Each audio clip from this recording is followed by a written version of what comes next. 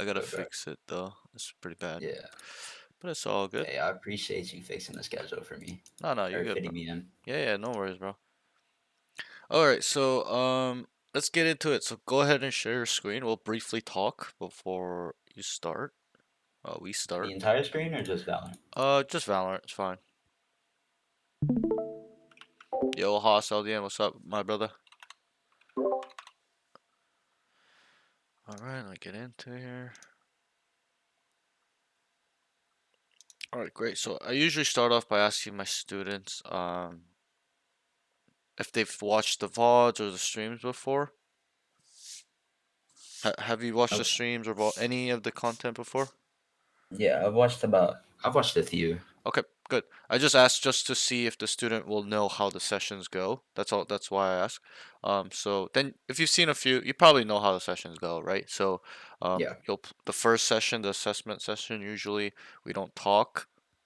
You'll Hmm. play a game. I'll write notes down, uh, uh, general notes. I I use five categories. There are obviously subsections to these subcategories to these categories, but it's communication, aim, utility usage, movement slash positioning, and then game sense slash mental game. And then also I'll be writing the round specifics as well.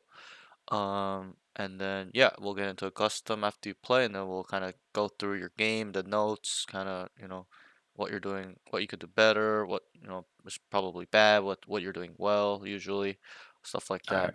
Okay, but we'll just briefly talk, probably about 5 minutes before we start. But I've got a couple questions to ask you. So, um, I think we talked in the DMs, but I don't think I didn't get to know more about you. So Yeah. just for the viewers, just for the streams, tell me your current rank, peak rank, and then also the main role slash agents you play.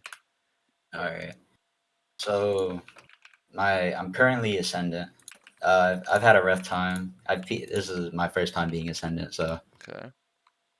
my normal role is usually a controller. No, Okay. What's your peak I rank? ascendant. So this is your peak? Yep, I'm peaking right now. Okay. So give me one sec, make sure this is correct. So current center one, peak center one. Great. Okay, and then you are also role are I heard controller. Yes, sir. Okay, and then what agents would that be? Would you consider Um, yourself playing? I usually play whatever like I see pro plays. Okay. Like I watch a lot of VCT, a whole bunch Okay. of pro play. Cool. So I try to play whoever's best for that map. Gotcha. So it's more map dependent in terms of agent choices. That's what I'm getting. Yeah. Okay. Yes, No sir. worries. Just curious. All right. So then, off that note, be specific. How many hours are you putting in daily and weekly? Try to be as specific as you can. Daily, I'd say I put about 4 hours. 4 hours? Okay. It's pretty good. Yeah. So then, how many days a week? Um, just every day I can. So I'd say about four. So that's about 16 hours a week. Is that correct? In gaming? Yes, sir. 16 to Yes, 20? sir. All right, okay, that's not so bad. It's quite little in my eyes. Like, 20 hours is a lot, but Yeah. um, yeah, it's that's just curious. Okay, and then also, how long have you been playing the game? Um, I'd say about 2 years. 2 years. Yeah. Okay, so that's Yeah. like you started like episode six or seven. Um, I'm not completely sure when I That's fine. started. That's fine. Okay, and then when did you like start really, really putting in hours and start improving? Honestly, I always have. I just my friend introduced me. I like the game. Mm-hmm. I usually play it unrated. Then Okay. I placed like Iron One in comp, and then worked my way up. Okay, so since you started, it's been kind of the same amount of hours. Is that safe to say? Like there was no change Uh, in hours? Because usually what happens is people start the game, they kind of like it, they play here and there, they'll play like 50 games an act, but then there's like a switching point where they're like, I want to improve, and then they play like 200, 300 games an act, right? So I'm just curious on when that was for you. I'd want to say about a year ago when I About hit gold. okay. My number of hours increased. All right, so it took about a year. Okay, yeah, I'm just kind of want to see your Valorant lifeline, right? Just so I can get a sense of kind of where you come from in terms of, pl how much you've played and when you got good, when you put in Hmm. a lot of hours, stuff like that. One second, let me just fix this title. All good. Okay, so that's fine. All right. Okay, and then there'll be two more questions pretty much. So the next question is, what are your concerns? What do you have trouble with? Why did you come to me for help? What is it you want in terms of your gameplay? So What are your or you I've could even answer it like what are your your biggest weaknesses and kind of like what you want to work on. You can answer it that way too. Doesn't matter. so the my biggest issue would probably I'd say be aim. Okay. What about your aim? And Be specific. um I think I overflick. I've tried lowering my sense more and more Okay. so I can control it a little better. All right. I think I've got it to like the best I could do. Okay. So And your yeah, aim that's over the flicking. Okay. What else? um that's the big part about my aim, and the other part is just like knowing when to use stuff. Knowing when to use stuff as an Like utility. smokes, Smokes. sight smokes.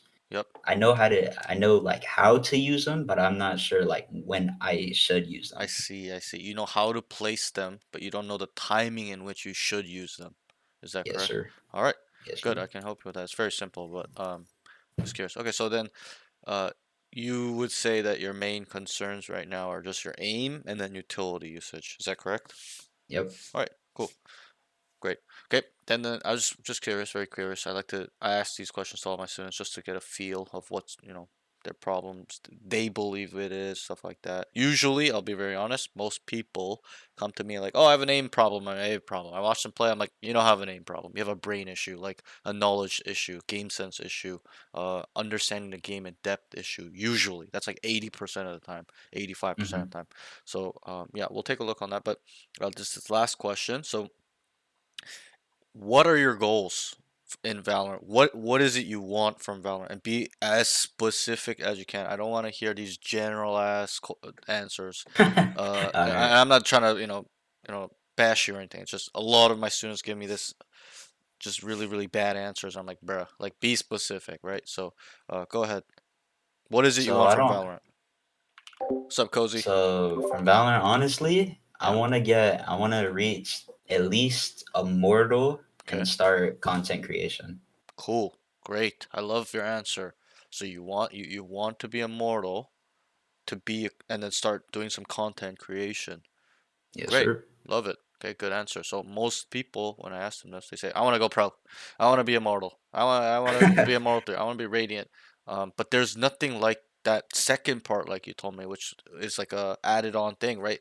They look at what they want from Valorant in terms of just rank, but you actually want Hmm. something else. You want the rank plus content creation, because that's a purpose, right? You want to make videos, whatever, funny, whatever it is, collab with other content creators. So that to me Hmm. shows me um, you kind of have your eyes set on something, which is important. Some guys don't give a specific enough answer. They're like, I want to improve and get better. I'm like, what does that mean? Right? Give me something that I can kind of like, dig you with, right? Because Yeah. it's very important in life, in Valorant, in gaming, and anything that we have a big purpose, like a something that we can obsess over. So I really hope that and getting to Immortal is very easy. You're Ascendant, my friend. Okay, not very far. Ascendant 2, Ascendant 3, Immortal. Not very far. But it's not going to be easy because the game has gone Uh, harder since 2 years ago. Okay, when yeah. I quit 2 years ago. I quit it. end of episode 6, around act 2 or 3, I can't remember. It's been so long. And I Hmm. came back in episode 9, and when I came back, I was struggling. I was so washed in November when I came back. I was like, "Holy fuck, I can't even do the old stuff I used to do. People have gone so good." Right? So you have Hmm. and that's just normal at any game. When the game comes out first couple of years, it's very everyone's trying to get good, and then there comes a pivot point where it just becomes super fucking competitive, right? So we're Yeah. in that stage right now where Valorant's and people are leaving the game, so it makes it even more competitive. So we're in a stage where Valorant is super getting competitive right now. The skill ceiling is getting higher and higher, um, which was it's very you know it's surprising me, to be honest, because I Yeah. always thought it would be very dumbed down FPS gamer, but it's getting more I don't know complicated about because that. the agents, because they're adding more agents and stuff like that. So more utility stuff like Waylay's new shit. Like what is that shit, right? But uh, yeah, I'm really glad that you have a good purpose here. I'll try my best to help you to get to Immortal, help you with the things that is helping you, is making you struggle, stuff like that. Um, but yeah, just remember, it's not gonna be easy. It's really on you to put in the work, Mm. to get there. You gotta be consistent. You gotta be disciplined, doing things when you feel like you don't want to, stuff like that. It's very important. Especially when you're saying you struggle with aim. That's the key to having good aim, immortal level aim, real immortal level aim. Okay, where you're banging with immortal threes, low radiance, like that type of real aim, not high ascendant immortal one aim. That's nothing. Okay. Yes, it's similar, but it's different. Anyways, we'll touch into that later. But yeah, so that's that. So we can go ahead and start. Go ahead and queue up. We'll play one game. Uh, if so, this has happened where on their first session, their first game is completely trash, like stomp either way, and there's like nothing happening with the player. What am I gonna do? Deep dive a 12 round game, right? Like so, Hmm. there'll be a pivot if that happens where I'll make you play two more games, and Hmm. then it'll turn into like a second session where we talk in between the rounds. I help you adjust stuff like that, so that way it's a little bit better.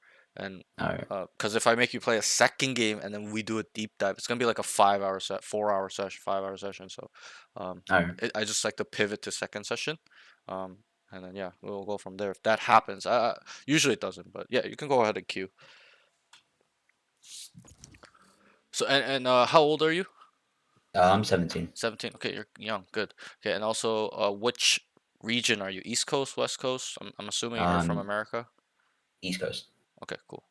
Great. Awesome. So you're EST as well, I'm assuming? Yeah. Great, great, okay. Yeah, I'm East Coast too. All right, and one thing I'll just say is that when you get in the game, just insta lock the agent you want to kind of work on. Because Okay. if you play Sage, like what are we doing here, right? So because you're a All right. controller player. Not saying that you can't never play Sage, but it'd be useless for you and me if we just focused on Sage. We Yeah. not really that's not really your role or your agent. So just insta lock whatever you want to play. That's usually what I say. And then yeah, that's it. Any questions or anything like that? No, not really. Okay.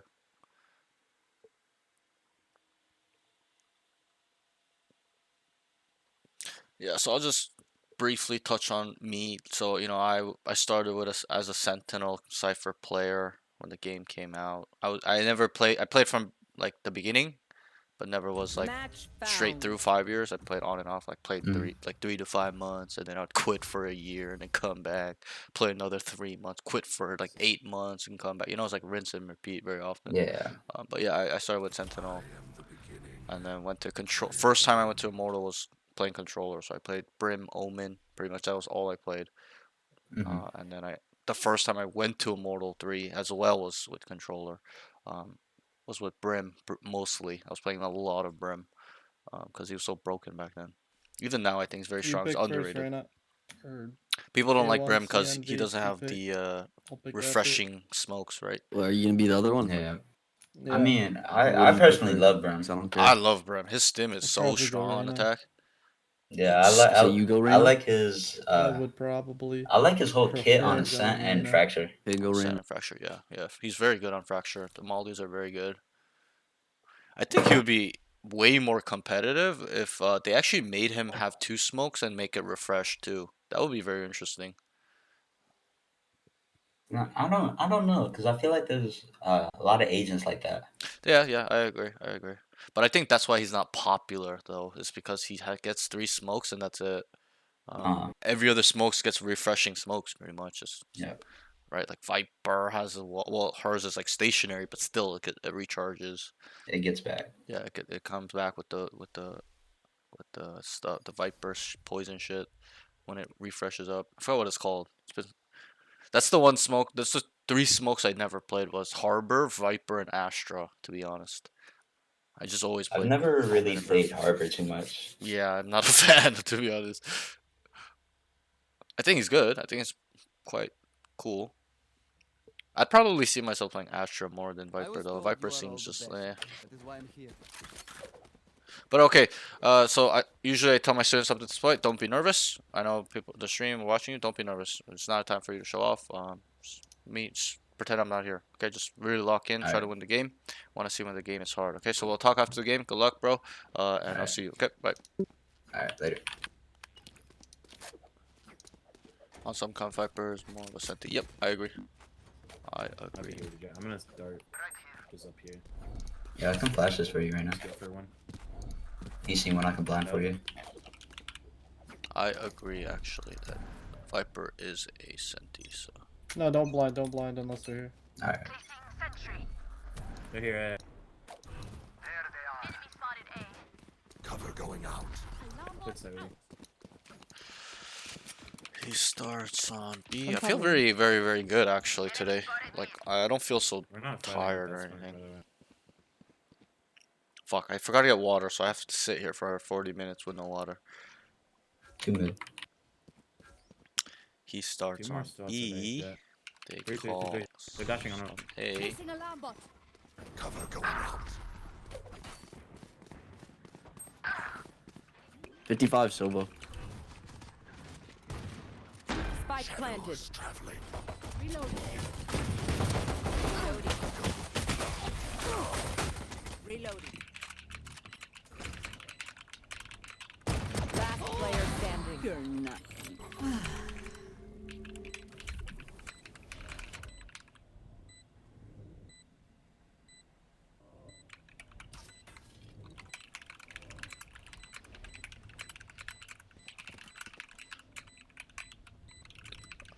Would like him to One smoke enemy off. remaining. Alright, so played.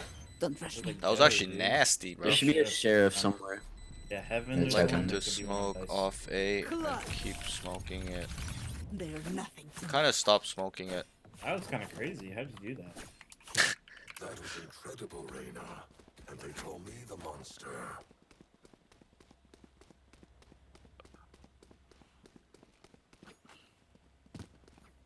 Turret out. Just built like that, bruh. Really, man. Good shit.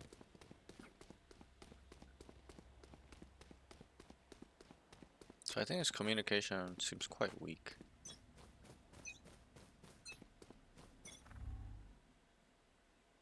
Seems very reserved. They're pushing you guys B. I don't think so.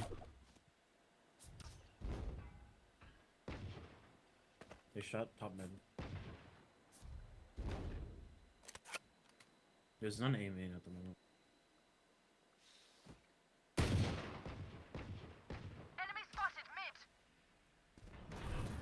Shadows traveling.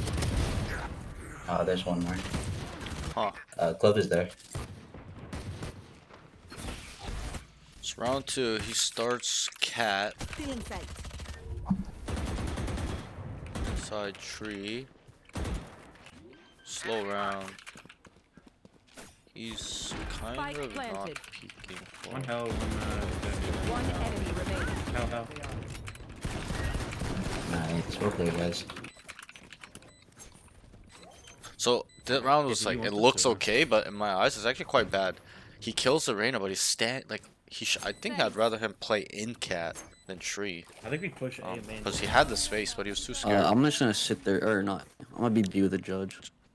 Just so that way I it think gives I less still want to do space, the right? You common can blind, protect maybe cat. common blind, You can maybe see people start walking down bottom mid, me, Jet, push stuff down like it, that. try to get as many kills as possible. Or you can hold an off angle, and then Fuck it. I it got a helps judge though. his team kind of, I think you low key you know, if you get scammed, I have think the you just space a dash little on bit these better. guys, dash up Instead of top, you just they're try in to shoot tree, you're free. dead, and then now they're Mhm. in, they can go into heaven, pushing. into They can get side. blind inside. But if you die cat, now they can kind of protect tree, right? It's like a layer of, right.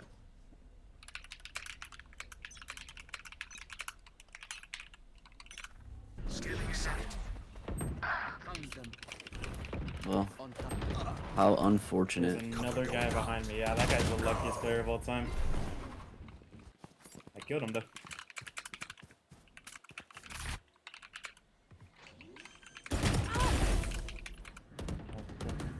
Spike planted.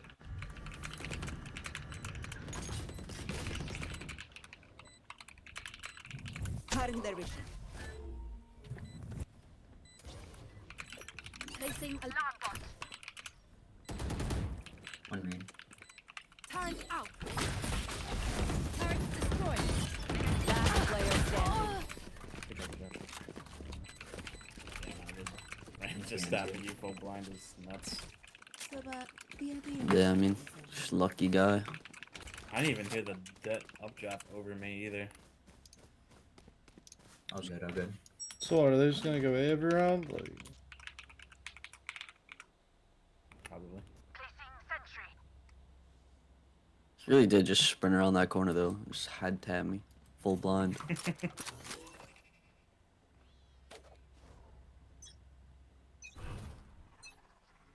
Cover going out.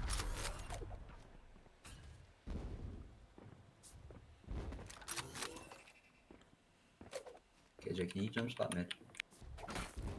Yeah, I'm going. There's some outside of me. Shadows traveling. I could pass it. I could dart for you, good. Alright. 120 Spike on down Sova. A. Last player standing. One heaven. 120 Sova and 80 Cypher. Spike planted. Both weak. L.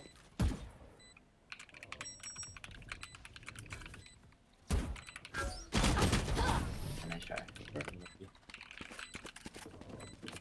I'm really struggling against this Jet. He just dashes like. If you're Good not a job. good shot today, don't worry. There are other I ways. should have killed 3 of them, I'm not gonna lie.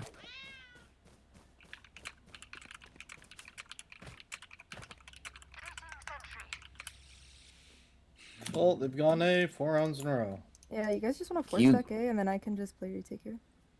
You over there right now? Let's just see what happens this round. I'll try to bait for you. Get out Okay. of my way. I'm Loki leaving side. Oh, I'm gonna run out. 70 Jet.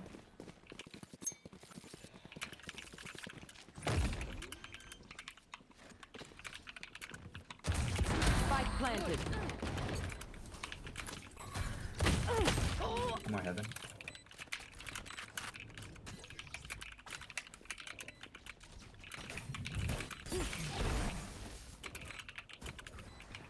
In sight. Last player standing. Cutting their vision. Good done.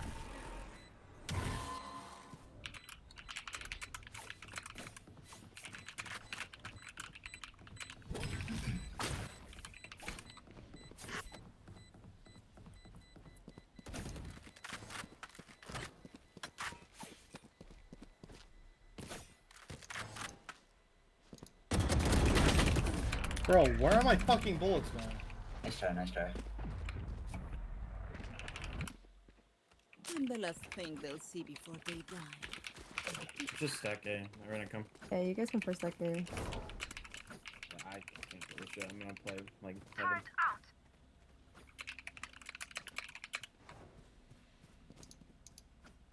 If I stay here, can someone break the I'm The gonna go drone. mid.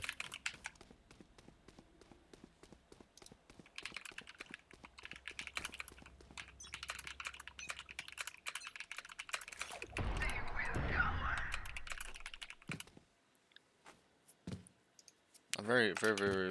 His default is to just jump spot everything. Like I don't even think he's gonna ever take space, to be honest. Cover going out. I fucking Target destroyed. Found them. Bomb grenade out. they're out on I B. have all three too.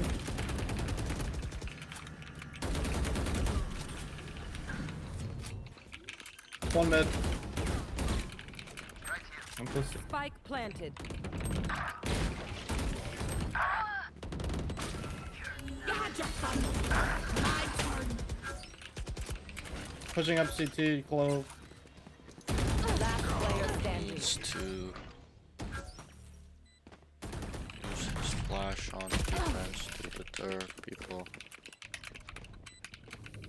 Are they walling or something? Because they seem to be going The tech is fighting only every as set good that as I'm not. and that I'm gonna just like dart. This guy said, "Are they walling or something? They're not going to the side. I don't go to, bruh. Stop it, bruh."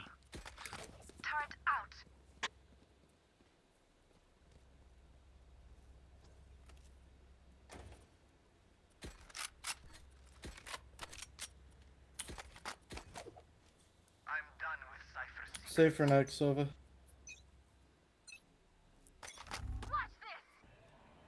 Take it. Shadows I gotta traveling.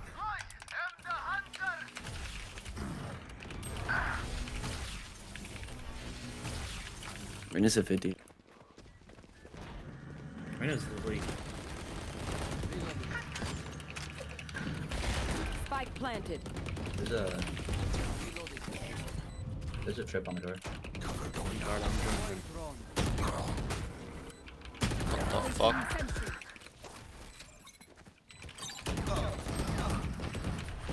Alley-oop. Last Reyna's player lit. standing.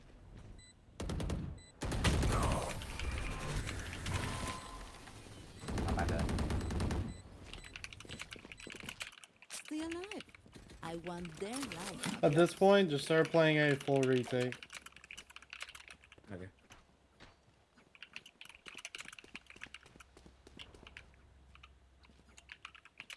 Yo, what's up, Andrew? Rose 4 rounds. Rose 4. What 4 rounds? What was that? Yeah. I literally just wrote that. I said he needs to smoke main and hell or main and bomb and use his flash to get on site and cause chaos. He's just never One's flashing. over. They're running in B main, A main. Never flashes. Never. Just gotta flash. There's one on switch. Gotta Just like flash. Finally, he used it. So One he enemy starts remaining. mid market. Spike down B. out on switch. Here a lot B.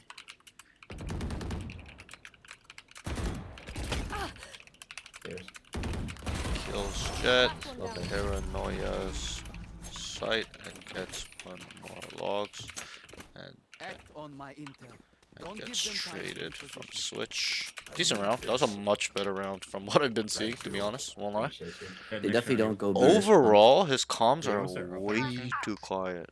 So Yeah, I it's can. not I feeding think if you info. get like a really good pick on A every round, you could probably win. I'm not seeing much of his aim so far, but he's also not identifying. I reckon in the game sense area, Cover going not out. identifying the way the enemies play on attack. Okay.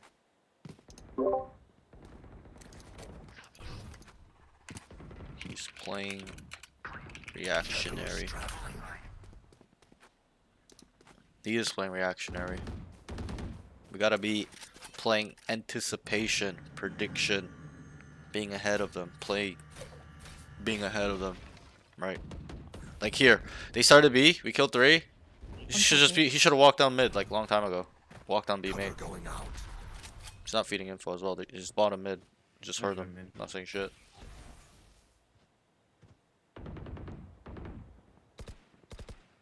One. I didn't see the other. I don't hear either. I think also he's jump spotting way too hard. Bottom Jump spotting too much. One enemy remaining. That's there.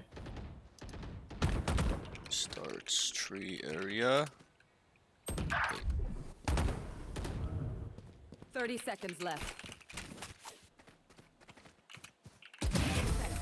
Spoke good.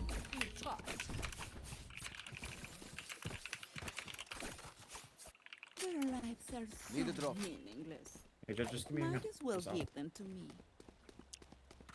What's up, bro? Oh, my neck is fucking fucked. Turret out. Pros. It's very hard for me to write any pros right now, but I'll save some of the general notes for later. Alarm. 2, he should have taken. Snuff them out. Revealing area. Shadows traveling.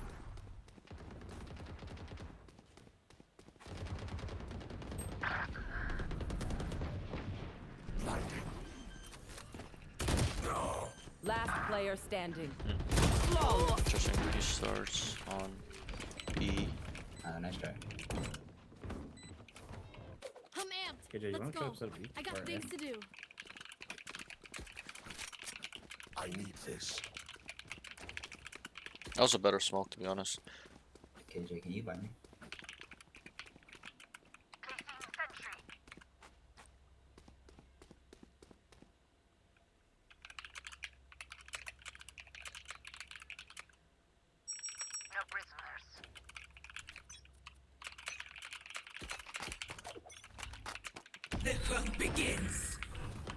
They're outside B. Going out. There's one mid. I heard spike drop. Oh, that's it. Nowhere to run. Still in sight. Spike down. Mid. Open. Leave. I don't have that.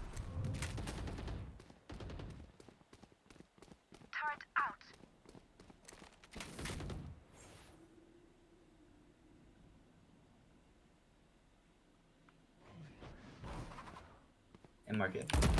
To market. One Oh, there's enemy one out. remaining. Spike down. Mid. Nice. Your life won't go to waste. Last round before the switch. Save nothing. Need a drop. 4 stack B. Thanks. I mean, sorry, Okay. 4 stack A. Sorry, one other. KJ is ult still. The last round. I think she just plays tree, and then the second we hear like plant sound, we just ult. Get out of my way. Shadows traveling. Reloading. Initiated. Good.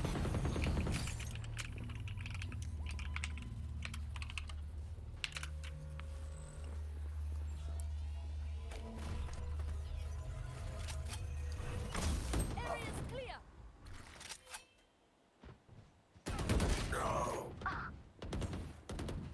One enemy remaining. Spike down. What Mid. the fuck happened this round? Oh, Jet. good shit. I'll forever bait for you, my goat. Yeah, my bad. I was about to comment and then he died. Switching sides. Master. Enemies close. Eyes up. My apologies, brother. No, you're good. I baited a little too hard. I think This I is the, can make the strip close.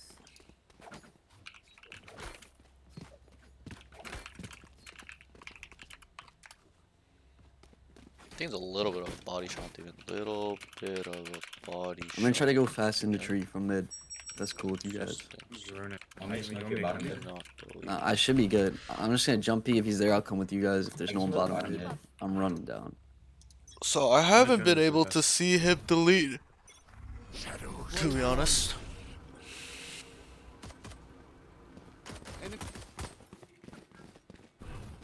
Placing sentry. Enemy spotted A. Spike down. A. Placing swarm grenade. Swarm grenade out. Bro gets the luckiest shot of his life on me, dude. Headshot it. Last player standing. 3 killed.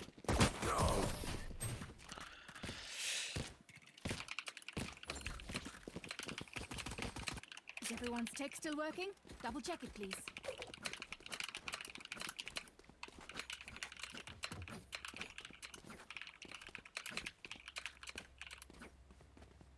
Reloading. Cypher played B, no? Reloading. Turret out.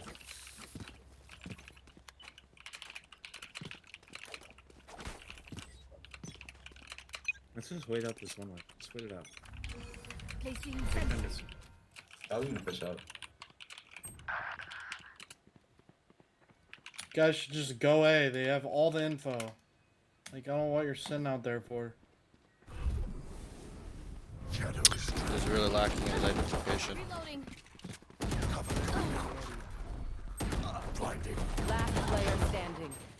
Spike down A.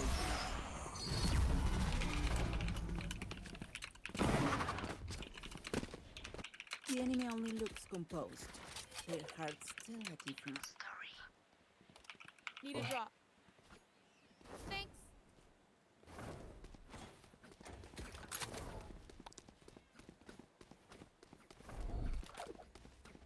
Stay for Cam's window. If he does, somebody break it.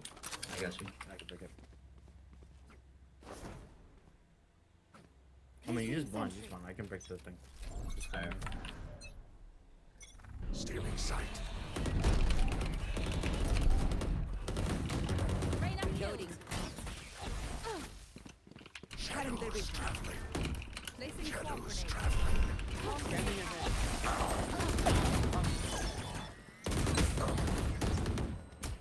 On site. Not on site. Not on site. No one's on site. Placing swamp They're grenade. all. Swamp They could be grenade. out. Placing alarm bot. Reloading. Spike planted. My ultimate is ready. One enemy remaining. Nice. Lane. It is finished.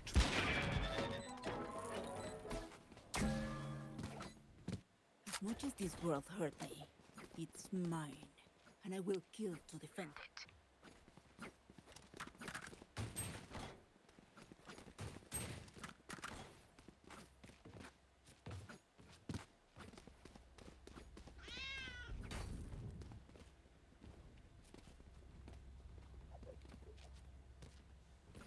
Alright, Drew.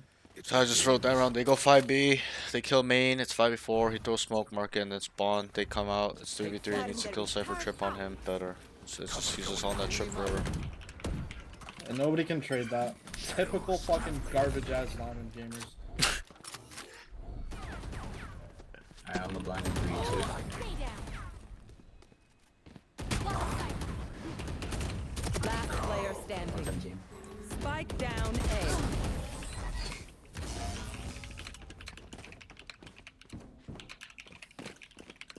A bow and arrow is old-fashioned, but sometimes old ways are best. And this guy. Maybe Yo, he's on Reyna, site. Reyna, you're a funny guy.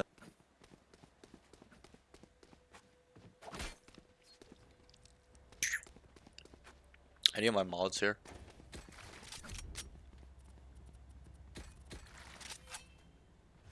Let's fly.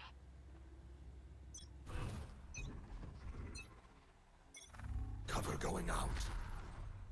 Get out of my way. Silver market.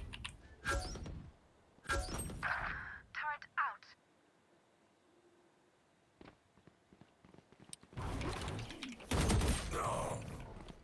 You walking out there, man.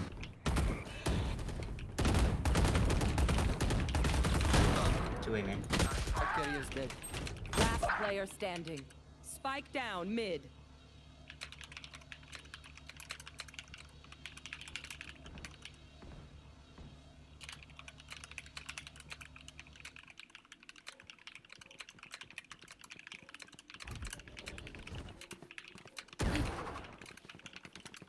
No targets left. Bye. Okay.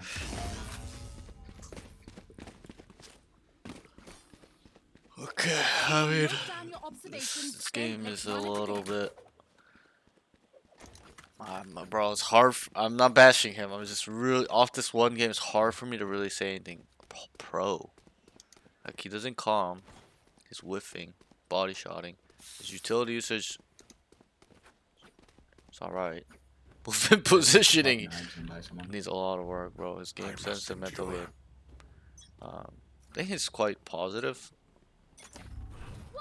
Like he doesn't seem like a tilter, but he's too timid. He's too quiet. Still in sight.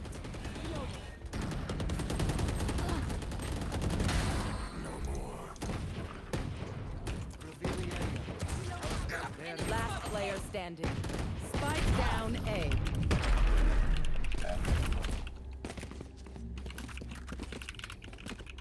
They demand a fight. Who are we to disobey? We keep going in. Maybe we blind it. I think. Get them off the angle instantly. We can default. Okay, it's not working. Only did it I once. don't think they want to do that. I think you just stand right there blind, and then we just go kill them. I can do a split with you, Jet. Deep breath. Now let me do that. Let me do that. You again. Go blind for them. Go blind for them, bro. Placing sentry. Cover going out. Blocking sight. Enemy spotted.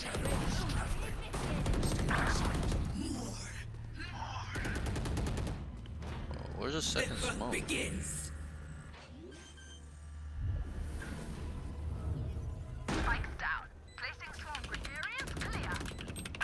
He's smoking 6.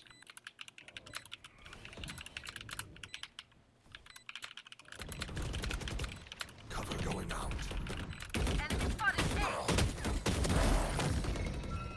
You had your fun. Last player standing. Pitiful.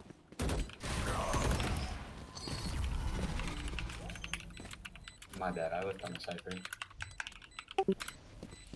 One enemy remaining. Interesting, interesting.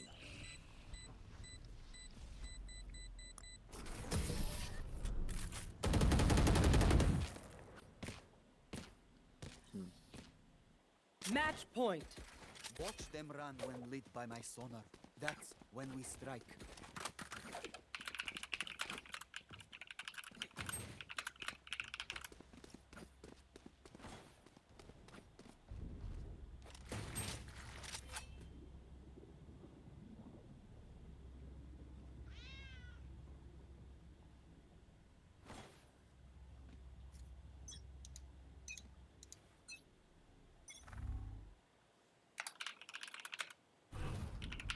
Shadows traveling.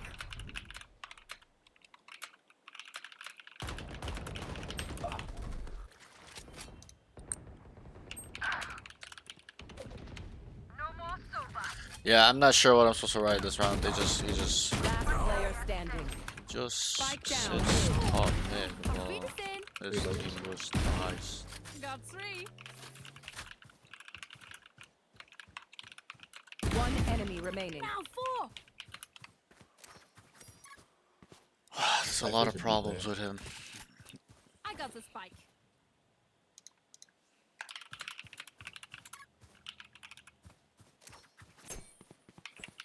Bot coming back.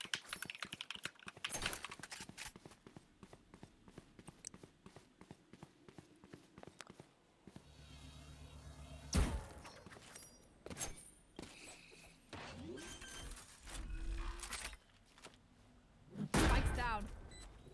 Placing sentry.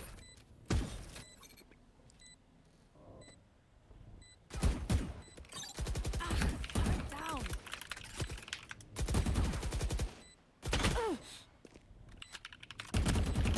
Ah, nice try.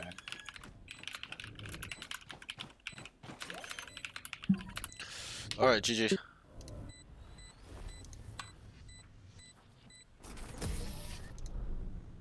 Defenders win. Left my next. Just give me 1 second.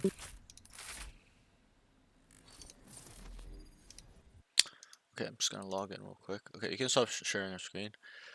Okay, there's a lot. Okay, I that know, I, I know. and it's fine. It's fine. That's why you're here. I'm not judging you or anything. I don't think you're a bad player.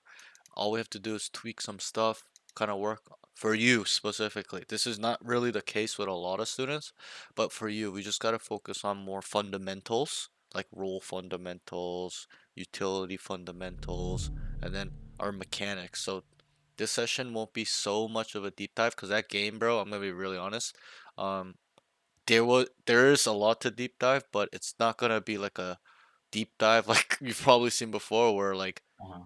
it's like very detailed and like Yeah. thorough because this game was just so um like I really just focused on you because of the way the game went. It's a little unlucky because your teammates were kind of just not communicating, running it down, feeding, Mhm. not playing together. So it's not like a sweaty game where it's like they went here and then this happened, they trade out postman 2v1. It's kind of like they start here and they're all dead. Like that's like the Yeah. common thing. So don't worry. I wrote the notes where it focuses on you. Okay, so that's gonna really help you. Sorry, let me just make this custom game real quick. So we were on Ascent, great. Cheats on. Okay. So don't worry. Okay. But so we'll spend more time on the general notes, and then Mhm. also at the end we will focus more on the range as well once we get through this. Alright. I am Because the I'm beginning gonna be very honest, bro. I'm gonna be and the brutally end. honest, bro. Your aim needs a lot of work.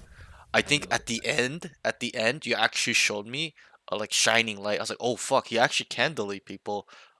Remember that post plant on A where you killed one heaven and then one the Sova coming out tree. You got the two kills. Yeah. Like that. Those are the kills I want to see. Like The quick. enemy brought a But spike. prior to Kill that, like them. bro, you're I struggling. know. I. And that's fine. That's fine, bro. I'll I help know. you. I really will. So don't worry. I'm not, I just kind of the way I talk, a little over exaggeration, but you were like, it's just inconsistencies is all I should really say. My ultimate Um, is your ready. body shotting a lot. Um, sorry, your body shotting a lot. You are not at head level. You've shown me that you can, but it's the frequency in which you delete people are a little bit on the lower side. It's probably like a 10-20%. I needed a 90%, 80% rate in which you delete people. Okay? Alright. But okay, so don't worry about that. We'll get into that after. Let me just get through these notes. So let me just close my window. Sorry.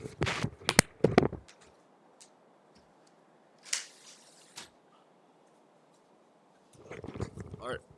And let's get into these notes real quick here. So let me put this up.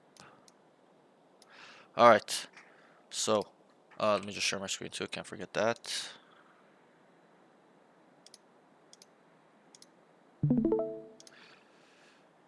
Okay. So we'll start. I told my students there's gonna be a fuck ton of cons before more than your pros. Okay, in terms of notes. Um, Um. So that's really what we're focusing on, right? That's how we have to improve. yeah. So communication. Okay, it's gonna be. Just bear with me. It's gonna be a lot for you, but I think it's much needed. So just bear with me. Communication is a bit too quiet. Okay? When you speak, it's I would like you to speak with some confidence, a voice. Okay? In terms of like they can hear you as well. Yeah. Okay? Sometime even when I was listening, I can't hear what you're saying. It's like you're whispering.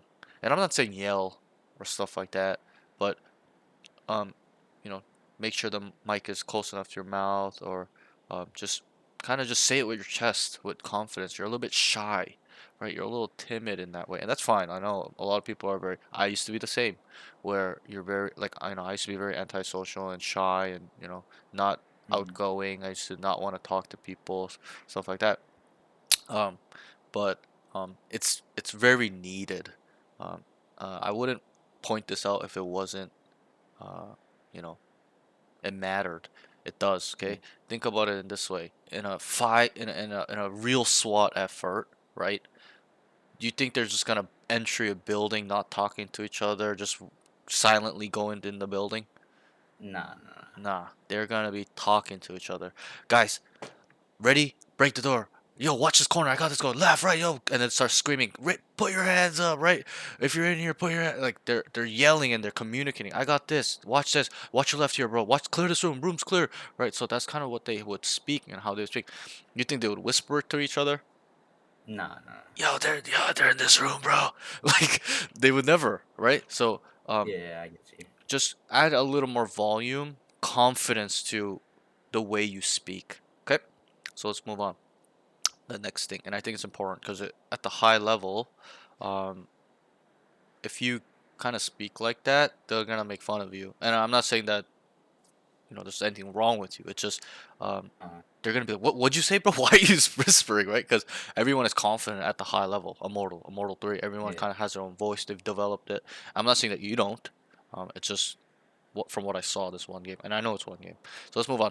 Not feeding info. How often did you feed info this game? Try to think in terms of like 1A, 1B. Guys, they're defaulting. Guys, they're running it down. Stuff like that. Guys, I'm gonna leave you. Let's group up. I'm gonna throw smokes. Are you ready? Call the smokes. Stuff like I that. didn't think about that. No, I didn't do that. I didn't. I didn't do Never. that too much. The answer is never. Okay, I'll give you the benefit of doubt. You may have done it once or twice, but it's Yeah. close to never. Okay, Alright. so and I'm emphasizing on these things because it's important. It is a tactical shooter, 5v5. Okay, give you something to think about. If there's a team, there's two teams, right? One team are all feeding info to each other. They're synergized. They have trust. They're communicating at a high level, stuff like that. Versus a team where only three of them are doing it, two of them are doing it. Who's gonna win in the long term? In the law of large numbers, not one game, because that team can win, but over 10,000 games, who's gonna win? Like overall majority. Team whoever has the best communication. The team with five, the team that five has it, right? That's Yeah. so. Just think about that, okay? It's all about synergy, trust, making sure that they respect your calls, stuff like that. Okay, it's really important that we kind of feed info, not just feed info, but at a high level. There's doing feeding info, there's feeding info well, and then there's doing it at a high level, at a radiant level, stuff like that. So, gotta feed info, my friend. Okay, for example, you're here, you gotta tell them, guys, I don't see anything, cat. Could be A main. Wait, I hear one A main. Wait, they're going towards B. Do you need a smoke? Right, these things are very important. Or on attack, guys. Let's group up. Wait, there's one. Like here, you did it. You're like Sova's market, and then that was it. You gotta tell them, smoke Sova's market. Can we take it? Can we fight him? Can we group up? Guys, we killed A guy. Go, go, go. Right, these things are really important that you do.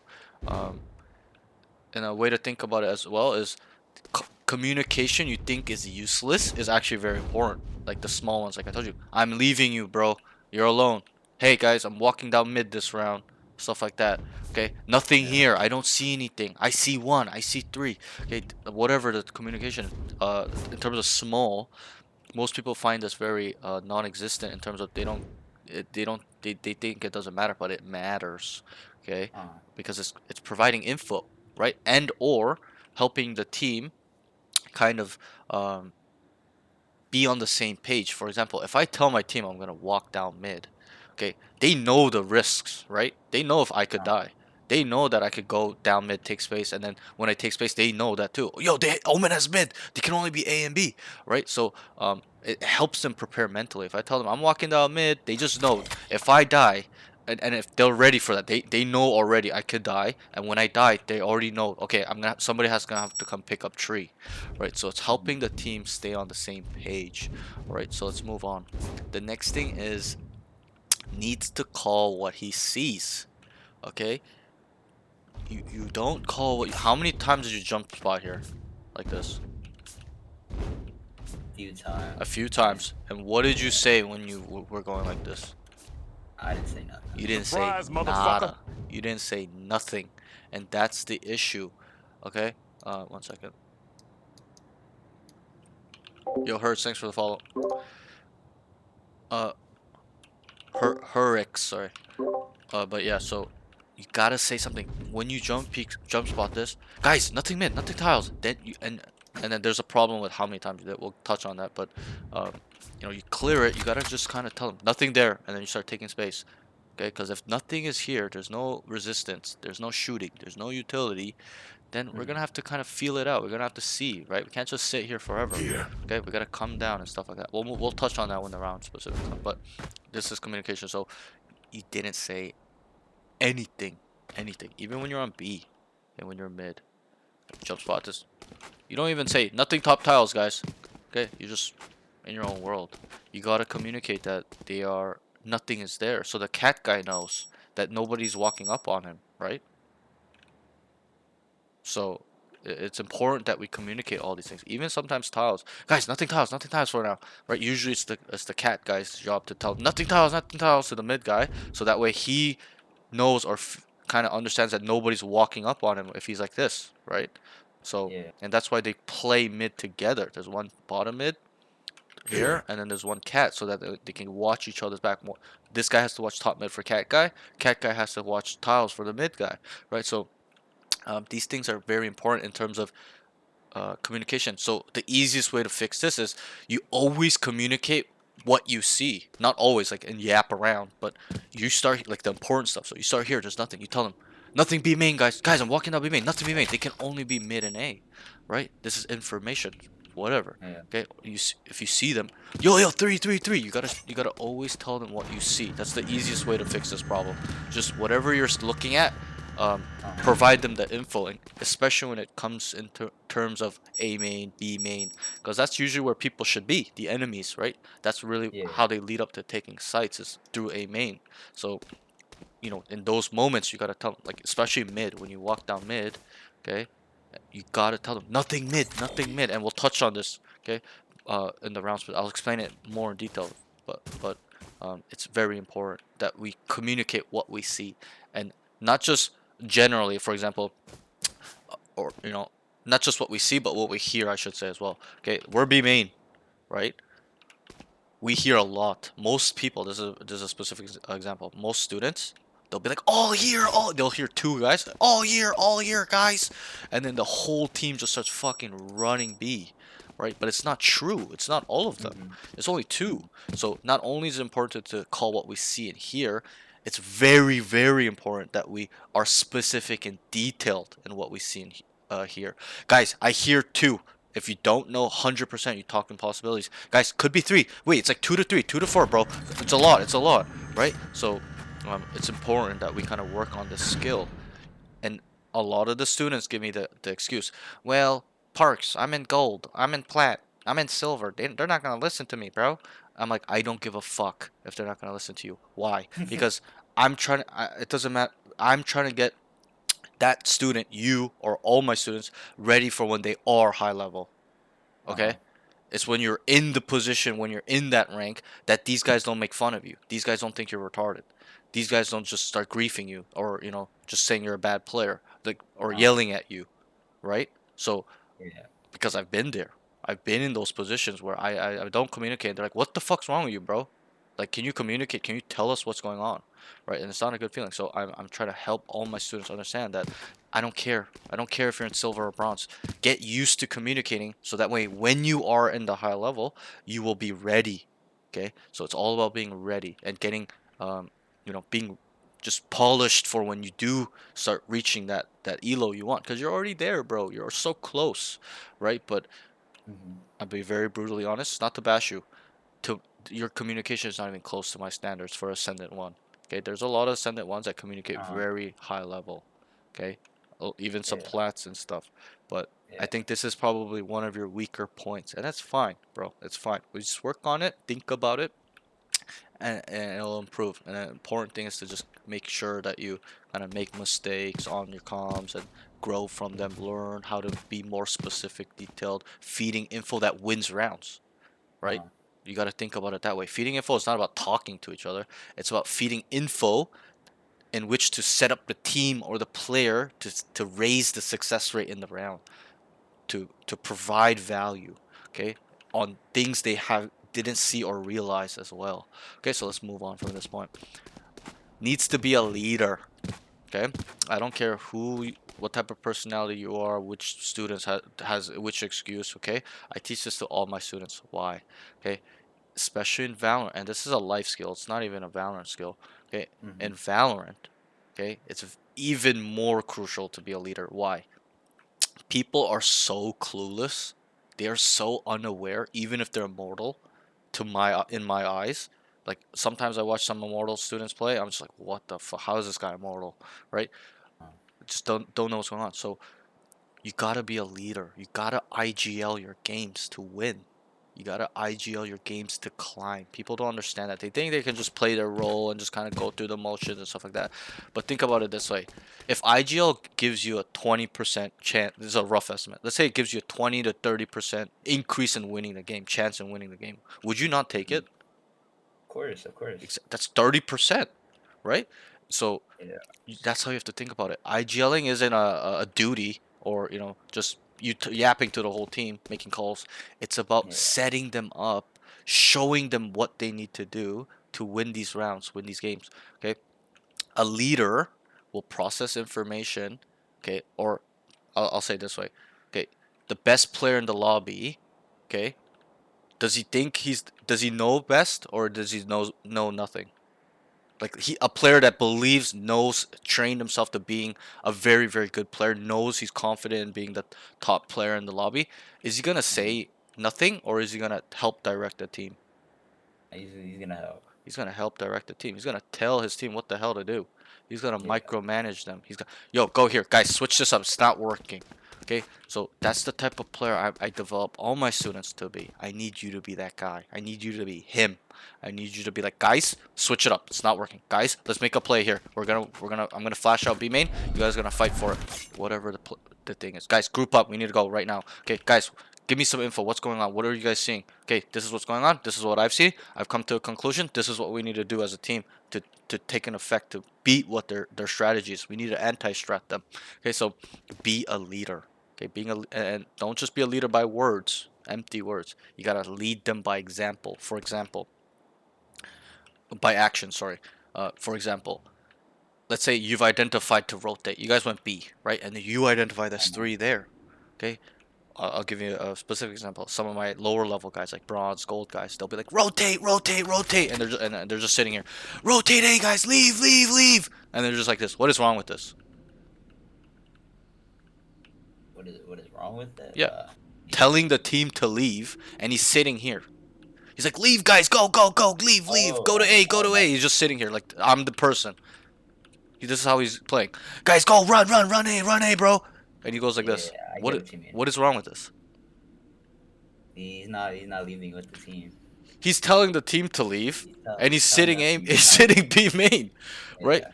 What I'm saying is, when you've identified to leave, you gotta tell them to leave. Guys, get the fuck out. It's full. Leave. You just take your knife out. They will automatically follow you because they're so clueless. They don't know why you're leaving, but once you show them that you know why you should leave, they will follow you. Is my point. So don't just tell them, guys, leave, leave, leave, and then sit there. You gotta show them as well. So don't lead by words, but by actions. Okay? Be a leader. Make them follow you because you're the best player in the lobby. So they should follow the best player in the lobby. No? Yeah. Right. So we gotta get to this level where you're the best, and I believe you can be. I tell my students because it's true.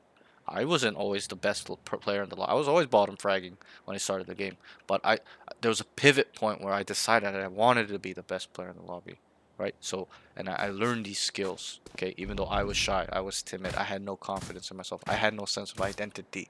So it's really important that we build this skill now before it doesn't, ever flourish, or there's no more potential, as in you're just jaded, you don't want to change, stuff like that. Bro, think about being a content creator. I'm gonna be hard on you. Okay, imagine being a content creator with no voice, no communication skills. How are you gonna talk to your audience? How are you gonna connect with the people in your Discord, stuff like that, right? It's very important that you be a leader.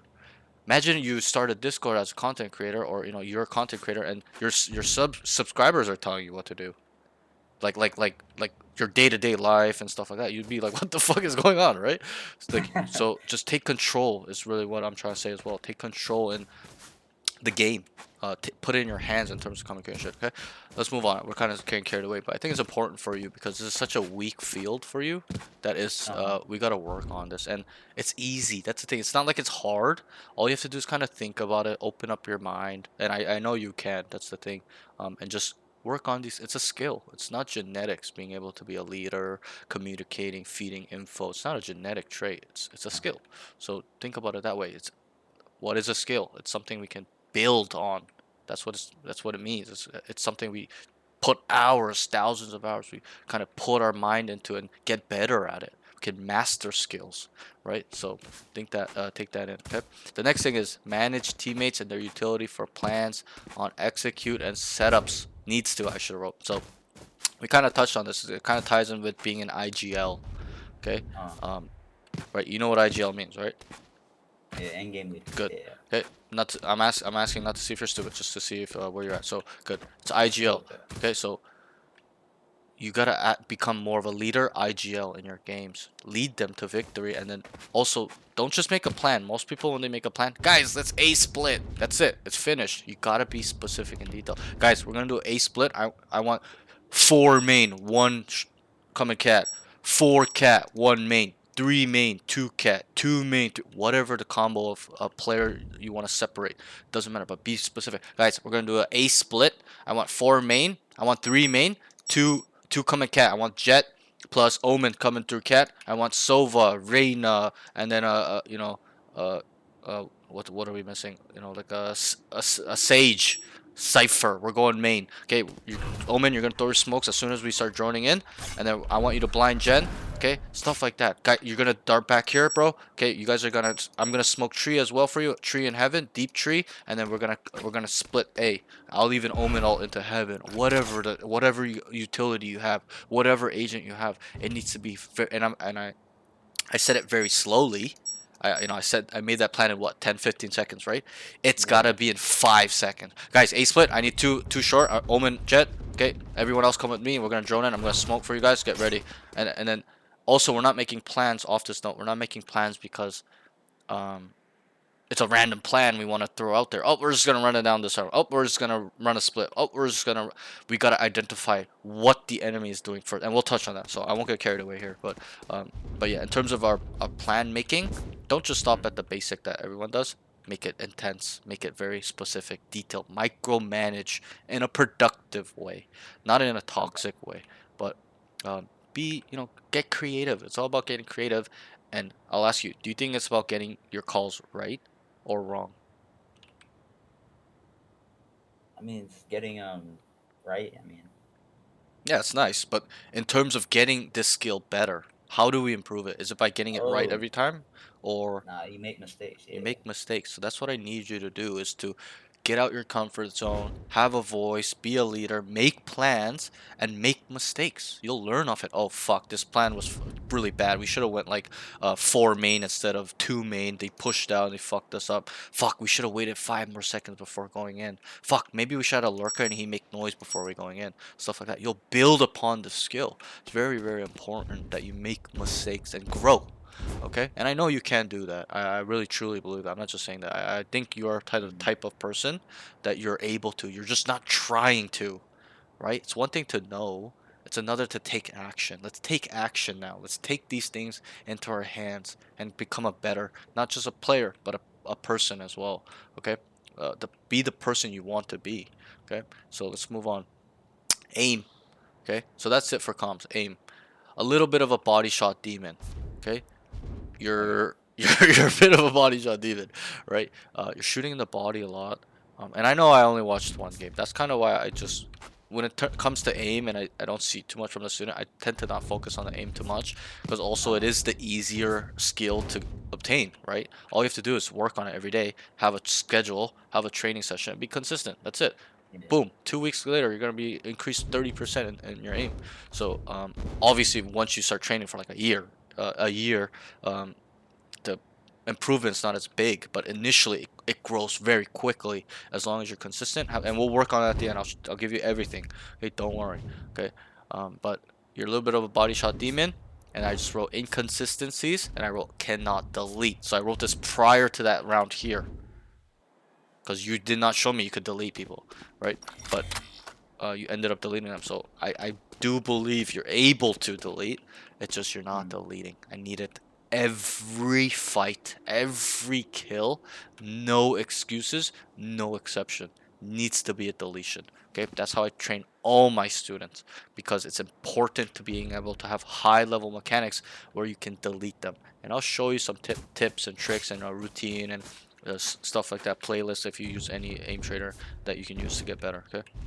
And Alright. at the end, the next thing is cannot yeah, so that's it for aim. Utility usage, he needs to use his flash on defense to deter people from running in. How often did you flash people, the whole enemies, you know, not the whole team, but enemies coming in main, mid, B main with a flash? How often? Try to guess. Or how many times I should say, sorry.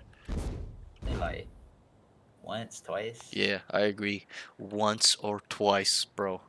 It's gotta be every time, almost every time. Like I want 8 to 10 times out of a half when you're on defense specifically, right? Because it's easy. You know they're like obviously if they go B, you're not gonna be able to do it. But so I shouldn't say 8 to 10, but I should say the times they're coming to your side, you gotta be able to just flash these guys. You think they're gonna run in when you flash them? 4 of them, 3 of them? Nah, Nah. they're not. So let's get used to this, okay? I think your smoke usage is the best usage of your utility, but that shouldn't be the case. It should be your flash. It should be your TP. It should be your ult. Yes, it's important to be a smoke player to being able to have this as your best utility, like in that sense, but it's easy. It's easy to throw your smokes down, easy to know where it needs to go, easy to know when to put it down. And we'll work on this, don't worry. When the round specifics come, I'll tell you exactly. But we gotta use this piece of utility, right? We gotta add value to our team, right? You've probably faced so many Omen players where you just can't get on site. They're just flashing the fuck out of you guys every single time, right? So add this to your playbook, add this to your arsenal. You did it once or twice, but I need it more consistent where they're coming in, you just automatically just start flashing them, or you start here, you hear a lot, and then you flash them, stuff like that. Get creative, but this is one of the biggest key utility of Omen. That's why he's so broken, paranoia. So to get better at that is to first obviously is to expend it, just using it, right? Just use it. Just start throwing it in the air every round. Okay. The next step is to kind of think about where I need to use it. Okay, and then also in terms of timing. Okay, you hear them, you don't just always throw it. It's a waste. You gotta make sure someone's peeking, or whatever. But sometimes you're gonna be able to just stay here. They made noise a main, they cut noise, and they're coming out. Let's say everything is accounted for. There's people here like that, and then you're just holding. You just as soon as you hear one noise about them coming in, or they throw their smokes, like one smoke there, one smoke there. What does that mean when they throw a smoke here and here? They better run out. They're about to run out. They're about to execute. So that's when we start throwing it. Okay, so it's a little bit of a timing thing for you. Also a little bit of experience, situational experience, as in like getting to use it, knowing where to use it, where your sweet spots are with this stuff. And that comes with time. You just gotta play the agent more and use it. Just throw it in there, okay, and then start working on where I should use it, how I should use it. Oh, I can, he's tiles. I'll flash him, and then I'll come up here and I'll TP behind him, or I'll TP on top of here. Whatever. It's all situational. I can't give you a textbook answer. I need you to identify that, okay? Because I'm not gonna be there for you every game to tell you, right? I need you to understand this by yourself. I will help you understanding, where in this game, but in terms of future reference, we'll like you to be that dog that knows how to use this very well. The next thing, his timing for smokes need to be better. Okay, this part kind of tilted me, and that's not like a serious note. That's just a joke. Like I was kind of like, bruh, right? But I'll ask you a question. When your team was going in, okay, how would you smoke? Do you know? Can you try to identify?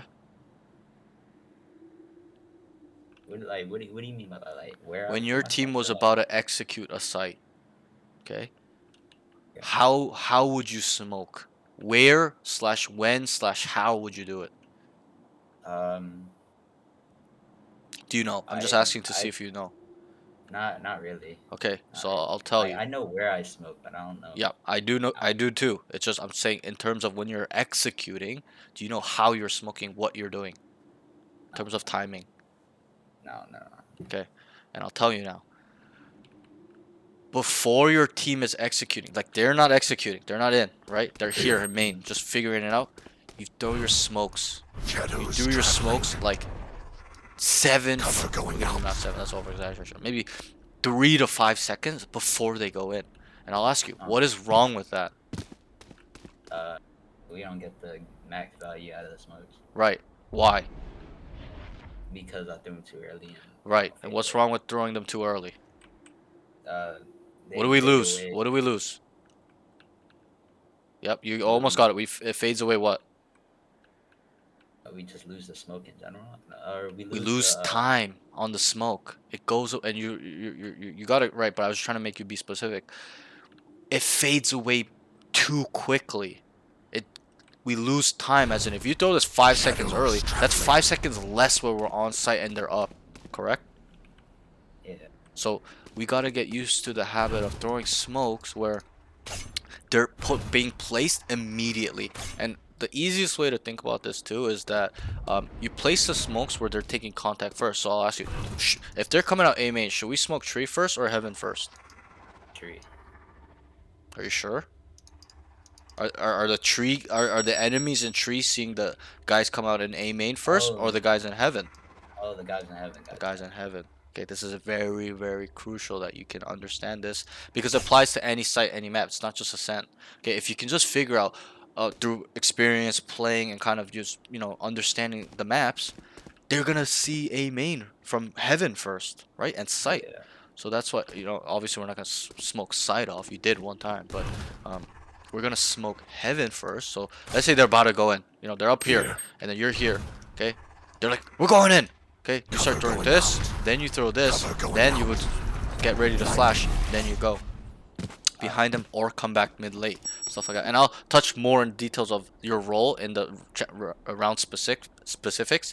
I don't want to get carried away here because it's very extensive, but in terms of your timing of smokes, that's how you do it. B is the same thing. I can show you on B. It's very simple, but I don't want you to use kind of just think, oh, this is only for Ascent. No, it's for any map, any site. Does not matter. You just have to think. It's all about using your brain.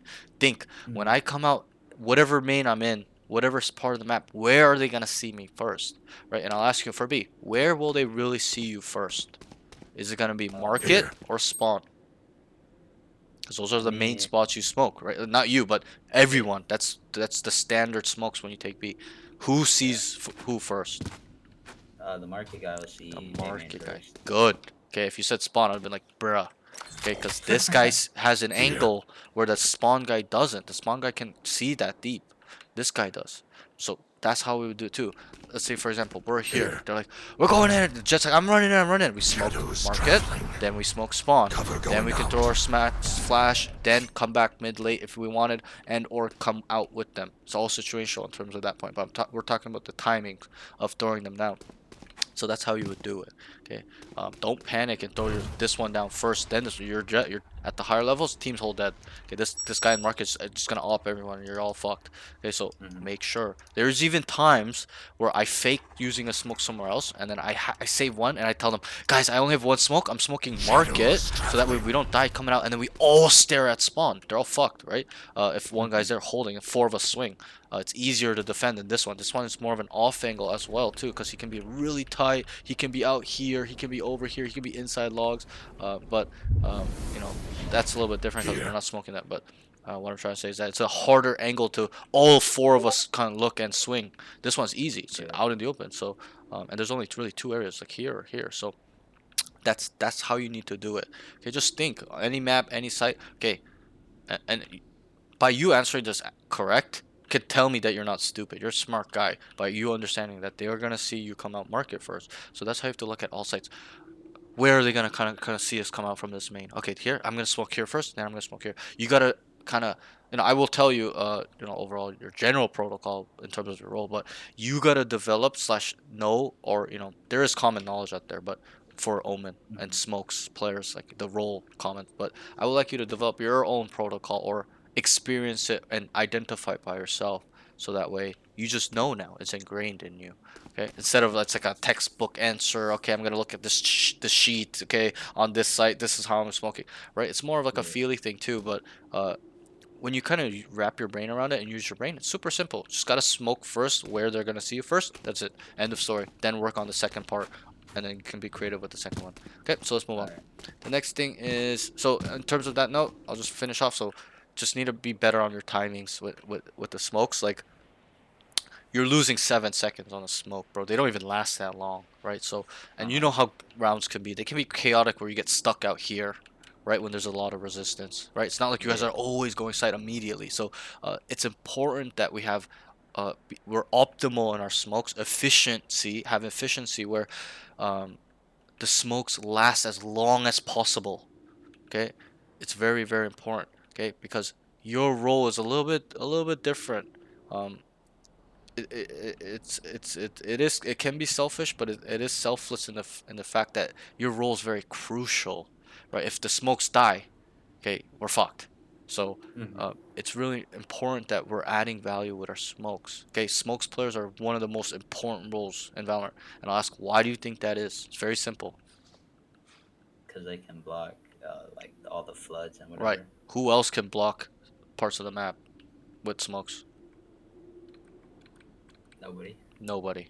Okay, one person, two people, and pro play. That's why they use two smokes agents, so they have more smokes. But in Hmm. rank, there's usually one smokes, so it's even more important in smokes, right? You've seen those Yeah. lobbies where everyone picks duelists. They're like, we need a smoke and we're good before duelists, right? But Yeah. if it's five duelists, it's GG, right? So Hmm. understand that your role in terms of helping the team is very high. We gotta make sure it's very very adding value to smokes and staying up as long so that way we can do more stuff, more control. Okay, let's move on. The next thing is movement positioning. I wrote would like him to kind of start switching it up. I kind of wrote this while I was watching him play, but I would like him to kind of switch it up, start unpredictably on defense. And I wrote he's going to the same. Okay, maybe I shouldn't say that. So I'll ask you, how often did you play tree? I play tree a lot. A lot. Okay, Play the tree and market. first 7 rounds, 6 rounds, just autopiloted it here. You just went Hmm. here. That's it. Okay. I'll touch on the fundamentals of where you should play on maps later. I don't want to get stuck on that. We'll focus on movement positioning. You Hmm. gotta switch it up. Start here. Start there. Here. Start over here. Start main. Here. Go heaven. Come down here. Start on this side. Start on pizza. Start on market. Start, Here. switch. Whatever. Okay, and I'll ask why do you think we need to switch it up? So I'm more unpredictable. Right, because you're unpredictable. The enemies, why? Okay, the enemies won't be able to kind of realize your tendencies and frequencies. Do you know what that means? I won't be able to like see what my main issue is type. No, no, no. So, but do you know what tendencies and frequencies are? Honestly, not really. I'm a little Okay, slow. that no, no, no. You're fine. It is a very advanced, not just in gaming. It's a very, very more intermediate, advanced like thing. But so what tendencies and frequencies are? What do you think tendencies mean? It's kind of in the name, tendency. What you tend to do, like. Exactly, you're correct. It's what they like to do and how they'll like to do it. For example, let's say a cipher. I'm a cipher, right, from tiles. Uh-huh. He walks down mid, Here. like on attack, Here. down mid every single round. Or no, he likes. I'll give it like this. He likes to walk down mid. Okay, what does that mean? What does he tend to do? Just goes down there. Right, he lurks down mid. So his tendency is that he likes to lurk. Right, we can observe off that if he's doing it once, 3 times, four Yeah. times, 5 times. Frequency is in which the rate they're doing it. So for example, he likes to walk down mid. Right, that's what he tends to do. What do you think frequency means? Then they do it. Sorry. How often they do it. Good. How often they do it. Okay, whether it's every round, every other round, every 3 rounds, once a half, once a game, 5 times a game, six, whatever it is. Okay, it's a Uh-huh. calculation. Okay, that's how you have to look at it. Where we're not only figuring out what they tend to do, what they like to do, how they'll do it, but also in which the rate they're doing it. Is it every round, every other round, every other round, once a half, right? So I'll give you the example now. He likes to walk down mid. He likes to lurk down Mhm. mid, but he's doing it every round. What is his tendency and frequency? Try to put To it in a lurk. sentence. Cipher likes to lurk down mid every round. Right. Okay, but so he likes to lurk down mid every round. He likes to lurk, and it's every round. He's doing it all the time, right? So this is very important that we kind of work on. We'll touch deeper into this later, but you kind of have to have this calculator in your brain where um, not only for yourself but to uh, for the team, as like understanding what the enemy's team's doing as a whole, Uh, what they like to do, are they running it down, whatever, and then also individually. Oh wait, this Cypher's just lurking main every round. This Reyna's just lurking every round, bro. This guy's a rat, right? So that's very important. But what I'm trying to say is that um, why we need to be predictable is so that so can you try to answer why do we need to be predictable? be Unpredictable. predictable. Be Oh, unpredictable, sorry. unpredictable. So that they don't know what we're doing, what we're gonna Right. do next. Now it's starting to come together a little bit, right? So Yeah. that the enemies don't know our tendencies and frequencies. For example, if we start a tree and they figure and at the high levels they'll figure it out in 3 rounds. Let's say they saw you in tree 6 rounds in a row. What are they saying to each other? We could hold this guy tree, or Omen's Not gonna be hold, but in tree. what have they identified about you? How you like to play? That I like to play a tree. You're correct. They automatically know you are playing tree, and they'll store this information and use it later down the line. That's why it's key to switch it up where they're like, wait, Omen's a player that just switches it out. We kind of have to figure out where he is. And that stuff's more important with obviously Sentinels. That's the main thing they try to identify. Where's the Cypher? Mm. Where's the Vice? Right? But why we got to be unpredictable is so that we make the enemy thrown off. They don't know what we like to do, right? If they know what we like to do, how easy it is for them to play around that. This is really easy. Really easy. They just know you're here. They automatically, let's say, and it'll come into fruition in some rounds where, let's say 5v5, right? You guys trade out, okay? They trade out on mid and B, okay? And then you're alive and another guy that they know, like a Cypher's perma A. They're just like, Omen, Cypher, A players, let's go B. It's free, even though they don't know, right? Because they've Uh, stored that information later. Does that make sense? yeah, Okay, so I get it. that's why it's really important that we kind of make sure that it's unpredictable. Okay, in our movement and where we're starting. Okay, I'll be very honest. If I was on the enemy team and I saw you here 2 times, 3 times, I'm like, yo, Omen's perma playing tree. This guy loves to play tree. Okay, we'll play off of that. We're probably not gonna run down 5 here. You're just gonna flash us. We're just gonna go down mid and go to market and B, stuff like that. Uh, It's all situational, but I would have just picked up that you're a tree player. You're a player that plays towards A. We can maybe go B, stuff like that. Your smokes are gonna be late on B, stuff like that. Okay, so that's why it's important. Let's move on, and we'll get more in detail in when the rounds come. all right. Gets caught flat-footed a bit. Okay, so I'm gonna kind of swiftly move on these things. 'Cause I think I touched on the important stuff. Okay, you get caught flat-footed. What does this mean? You are standing out in the open. You are stationary. Okay, I need you to use your terrain better. Okay, take space better. Have off angles. Do you know what off angles are? Yeah. Okay, so then we need to add these to the game. Okay, remember this round right here, where you were standing here like this with a Spectre. Okay, and you killed the second round. Yeah. yeah, and you killed the Reyna. What happened? Why did you die? I got traded instantly because I was in the open. I didn't have no Yes, cover. you're right. If you kill them like this, it's different. You kill them and you can come like this, right? Even here. Yeah. You can kind of isolate an angle, but you're here out in the open, like out in the open when they swing. You're just there, you're sitting duck. You can't even move around. If you're running, you're dead too, like, whichever way. So that's what I mean. Use our terrain better, reposition better, find better spots. Don't be out in the open. Every time you're out in the open, just vulnerable like this, you gotta remind yourself, yo, wait, hold on. Let me back up. Let me use my terrain. Okay, let me find a better spot, whatever it is. Okay, let me kind of come over here. Okay, hold a tight angle. Let me come.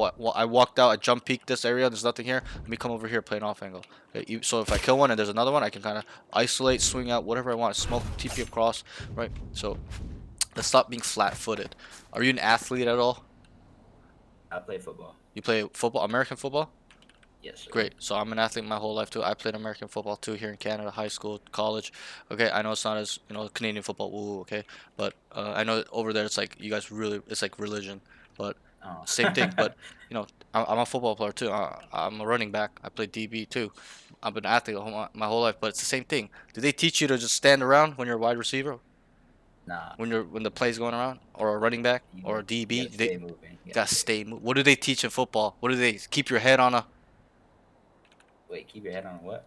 Oh, okay, maybe it's a little bit. So, they taught us, or through football. A lot of this football guys that I coached, kind of agree. Uh, They teach you keep your head on a swivel, right?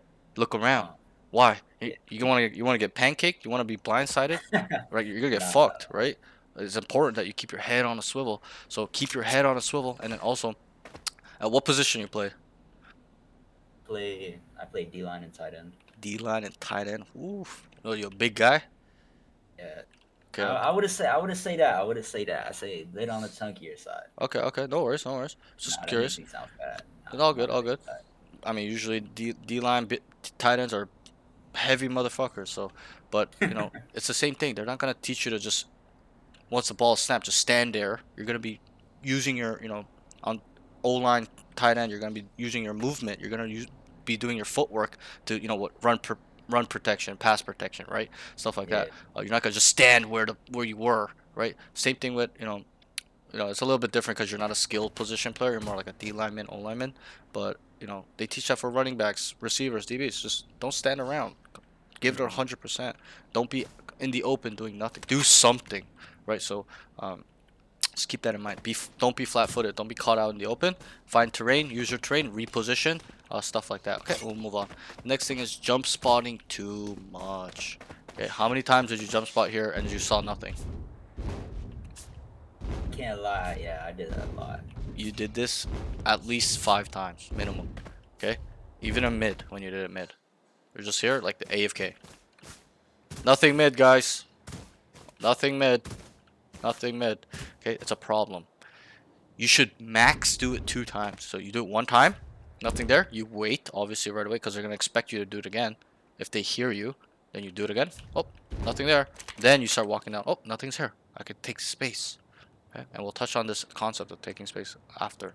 But you get my point. You're just standing here doing nothing, right? Do something else with this info. It's information you gain. Great, I love it. Tiles is open, nothing here. But now let's be proactive. Let's start walking down. Be vigilant, clear. Yep. Oh, nothing mid, boys. Okay, it's information. It's helping the team narrow down what the enemies are gonna do. Okay, I would like you to jump spot 1 to 3 times max. Okay, 3 times is too much too. Just do it 1 time. Oh, nothing there. Oh, because you do a second time just in case they walk out off your first jump peak. Because like, oh, you jump peak, we're gonna walk down. We're gonna walk down now. You do it again. Oh, nothing there. Then you start taking space. Okay, if they're there, obviously we're not gonna take space, but Yeah. that's that. Okay, and then also call what you see with this. Okay, you jump peaked with it.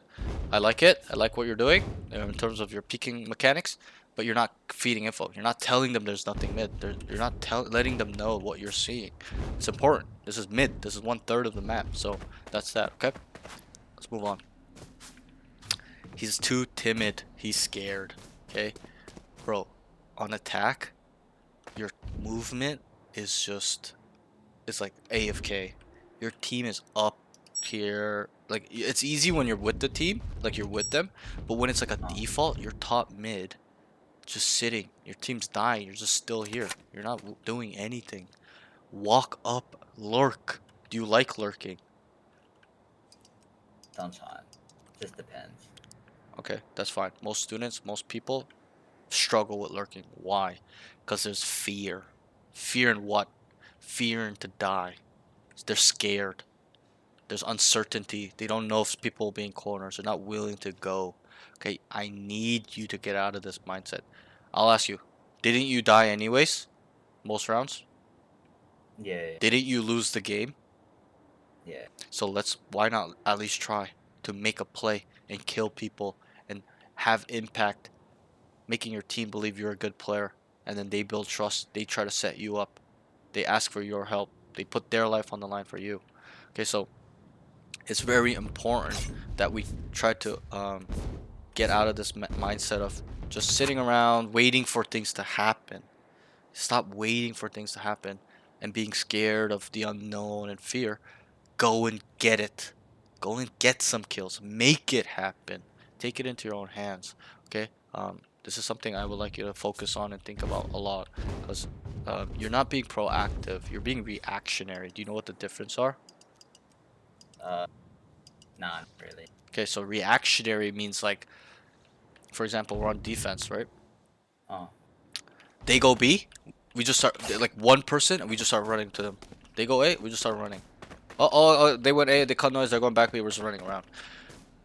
Being proactive means kind of, yes, I see them A, but maybe through the information I've been processing by myself, they're not gonna come. Okay, they're not in yet, so I'm gonna be proactive. I'm gonna get ahead of them. Is what it means. It's being ahead, steps ahead, not one step ahead, multiple steps ahead. Okay, outsmarting them, and being proactive also ties in with like being ready for the unknown as well. Um, just because they're going A does not mean they're going A.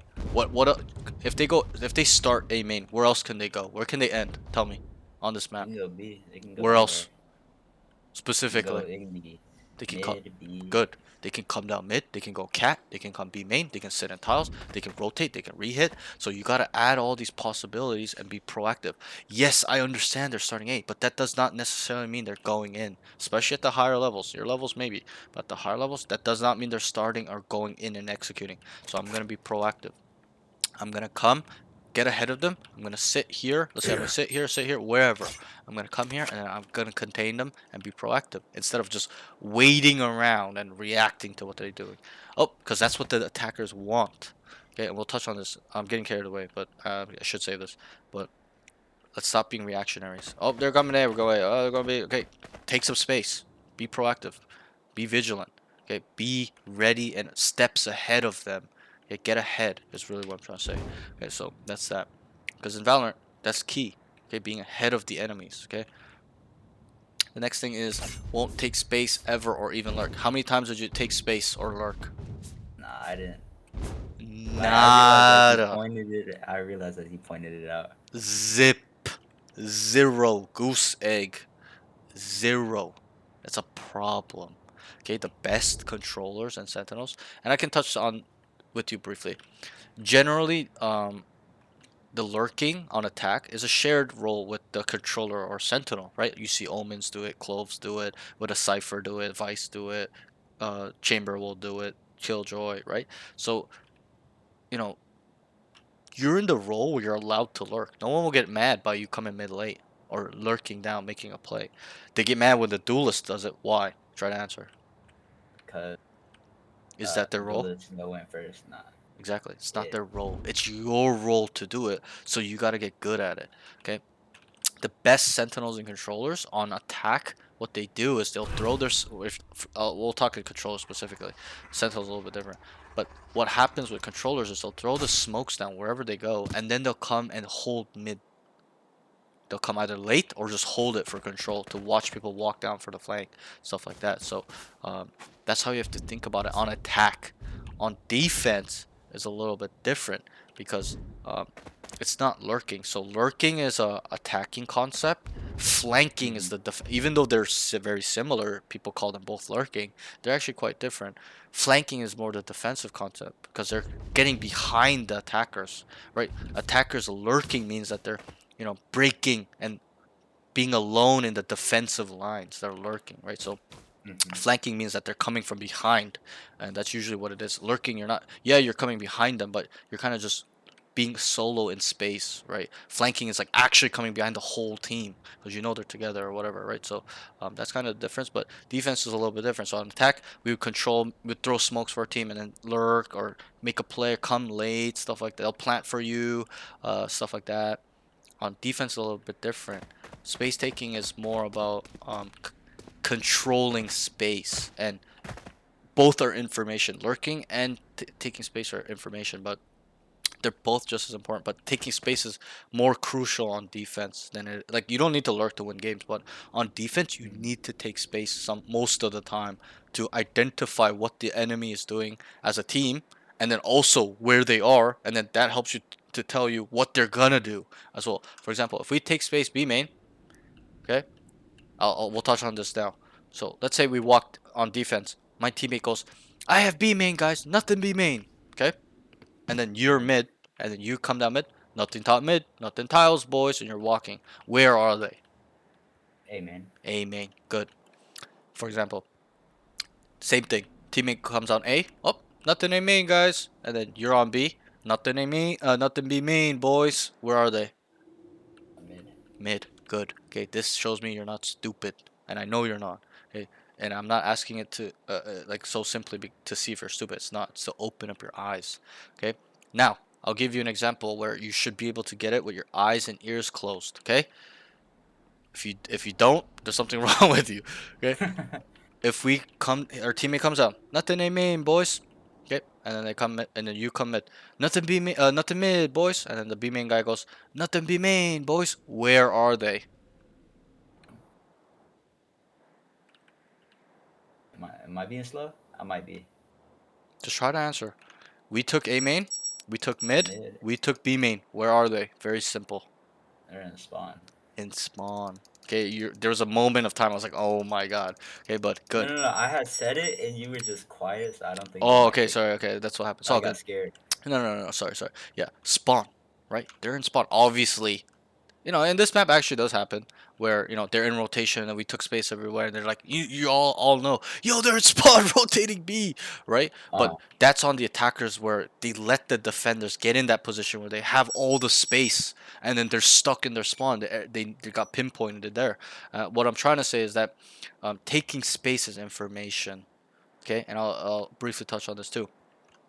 10 out of 12 maps are in thirds, okay? So, Okay. this is the map. So B main plus the site plus their spawn is 1/3. Mid, right, is 1/3. A main plus our spawn, like, you can add tree to mid or to A main, doesn't matter. It's usually in about 1/3. Okay, and so Yeah. if we walk down like we said, 3/3 of the map, where are they? Spawn. If we walk down 1/3 of the map, where are they? That's a question. And the other two, either Good. like If we mid walk down or 2/3 of a map, where are they? they're in the one. Exactly. So that's how you have to look at taking space. Is that if I walk down B main, obviously we gotta call what we see too. Guys, nothing B main. Okay, where are they? It can be mid or A. Exactly. So that's info, right? I've locked down the space and I've told them, guys, nothing here. There's nothing. Obviously until I die, there's something there. But let's say we don't. We automatically can narrow them down to mid and A.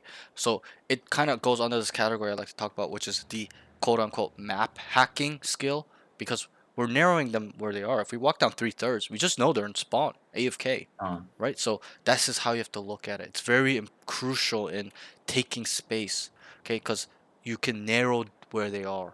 All right. So I just try to think about it. I know you won't get it overnight, but just think about that. All right. It's very important.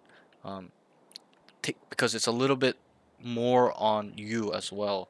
Yes, you shouldn't come out, walk down mid and die, but if you do this skill properly, taking space and not dying a lot of times, you're gonna add value. You're gonna lock down 1/3 of the map, okay, and you hold rotations. When they come back, you can kill 2 or more, and also you cause chaos as well. Okay, but let's move on. We need to take space off that note. Okay, make mistakes, bro. Okay, this is why people are so scared of doing it. They're scared of dying. But like I asked you, didn't you die anyways? You're like, yes. Didn't you lose the game? Yes. Then we might as well try it, right? We might as well dip our toes a little bit. You don't know how many sessions that are like third, second, fourth sessions I do with my students. I force them because they're uncomfortable. I'm like, walk down. Here we're gonna walk down. Listen, walk down. We walk down. They do it one time properly. Let's say they walk down mid and they flank B main and kill 2 people, right? It just opens their mind. They're like, whoa, this is so sick. This is so fun. Right? I just literally walk down, make sure nobody's gonna kill me, and I just kill 2 people with their back turned to me. And then I never have to ask them again. It's just a part of their game now. They're like, I'm gonna take space. I'm like, good. Now you know how to do it. Now you're doing it without me forcing you. Okay, so and I hope we do more sessions so I can kind of get you out your comfort zone in that way. But this is something you gotta experience by yourself. Once you dabble into it and do it properly, you're gonna be like, holy fuck! Like you're gonna be like, whoa! It's like losing your virginity. You're gonna be like, what the hell did I? No, I'm not even joking. You're gonna be like, what the hell? This is so map hack. This is so crazy. The first time I did it properly, I was like, what the hell? Right? So, just try it out. Okay, even if you get it wrong, we just build from our mistakes. For example, we walk down mid like this and we die to this corner. What do we have to do? Check that corner. We gotta check this corner. Good. Let's say we walk down the next time. We check this corner. No one's there. Now we die to this corner. What do we have to do? We gotta check that. Now we gotta both check the of corner. Good. Okay. Now we check this corner. We walk down. Check this corner. Okay. Now we wanted to go here because we heard it made. We died to tiles. What do we have to do now? either smoke or check it. Sure. Okay. So that's how we have to work upon our space taking skill. Okay. You're gonna die. It's inevitable when you do it poorly. Not you, but a student or anybody that does it terribly in the beginning. They're gonna die. It just makes sense. But when some students watch me play, they're like, "Holy fuck, you're like map hacking, you're like cheating, you never die when you take space and stuff." It's because I've made a lot of mistakes. I know kind of how to do it properly. Okay, I'm just always super, super fucking vigilant. I make sure I don't get shot in the back of the head.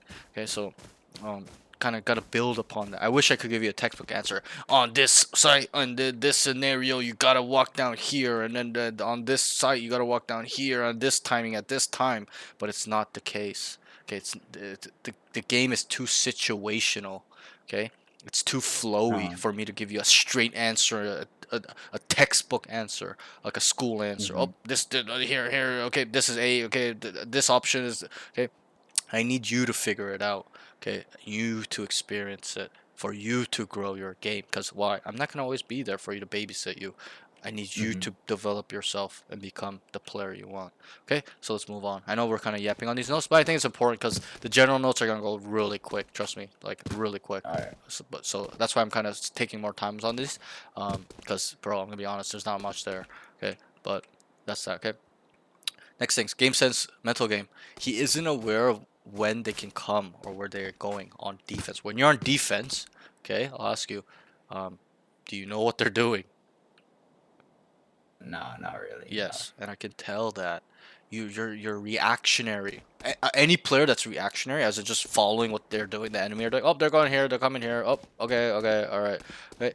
Shows that obviously there's times to be reactionary. Either B, they're running off. You're gonna run off with them. Okay, stuff like that. But I'm saying your default is to just react, not to be proactive or think or get ahead.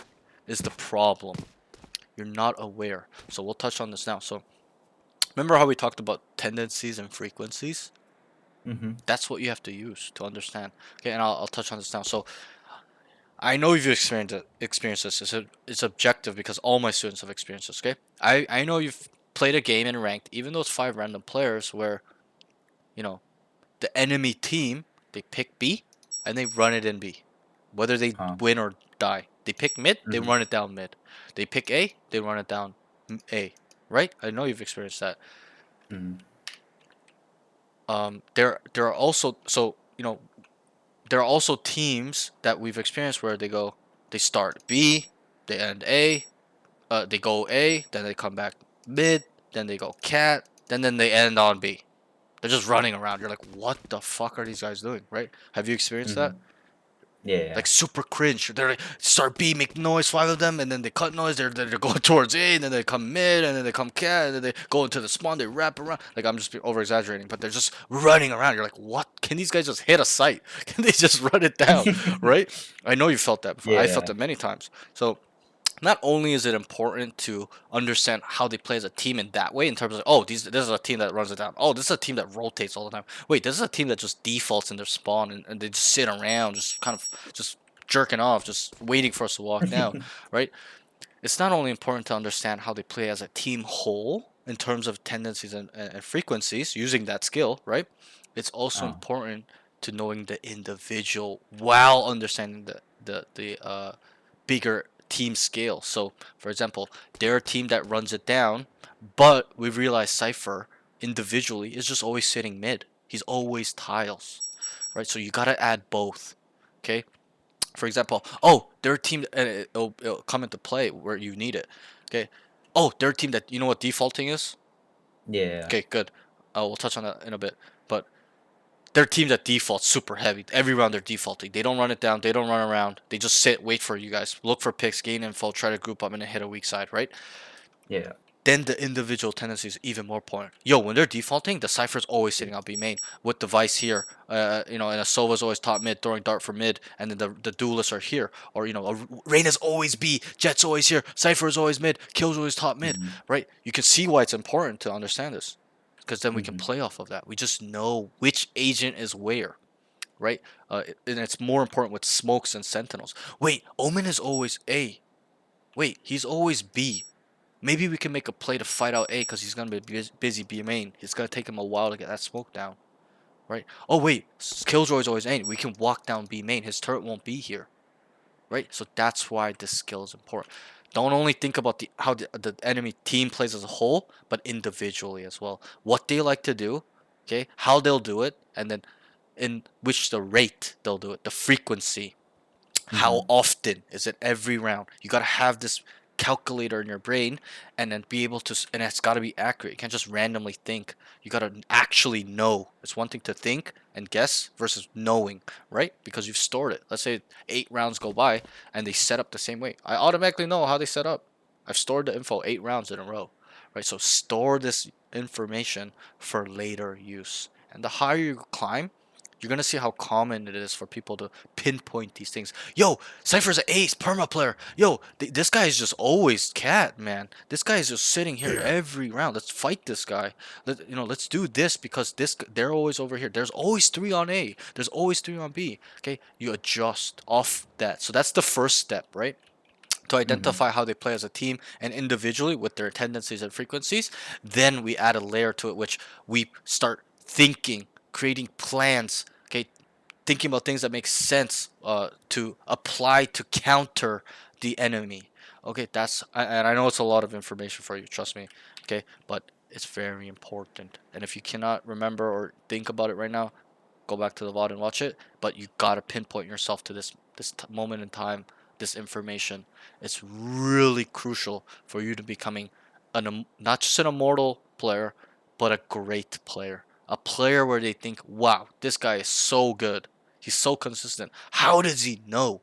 Right? I know if you watch, do you watch Radiant streams? Yeah. I know you've watched Radiant streams then, where the guy, like, he's like in a clutch situations 1v1, and you probably like, oh, like, I think he's the B player, he's probably coming market, and he's just like staring top mid, like some random area, and the guy just pops out and he kills him, right? You're like, how the fuck did he know that guy's coming from there, right? I've experienced that myself. I'm like, in pro play, I'm like, wait, what? This guy's cheating. How does he know, right? But Yeah. he knows through information he's stored and tendencies and frequencies. Okay, he understands the mind of the enemies.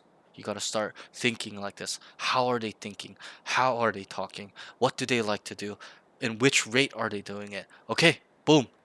They've done, and then obviously you have to calculate that through many rounds and then use it. But that's what the Radiant pros do, or even just Radiant players, or Immortal 3 players, or Immortal 2 players. They have this skill set at an 8, 9, 10 out of 10. Yours is at like a 2, 3 out of 10. I'm not saying it's non-existent, but it's very weak. It's like you don't. It's there, like, but you don't use it because it's like physical activity, right? If you don't work out, you're gonna get fat. If you don't Yeah. do push-ups, you're not gonna. If you don't do cardio, you're not gonna be able to run 3 hours in a row unless you've been building up to that point. So it's the same thing. You have it in you. We all do. We're all humans. We all have a brain, but it's in which you gotta, kind of you think about it and take action and grow your mind, not physically, but in terms of knowledge, game sense, the way you think, the way you process information, the speed in which you can process information, stuff like that. The identification in Valorant, I would say like 20% of Valorant, 30% of Valorant, maybe a rough estimate, but it's about identification.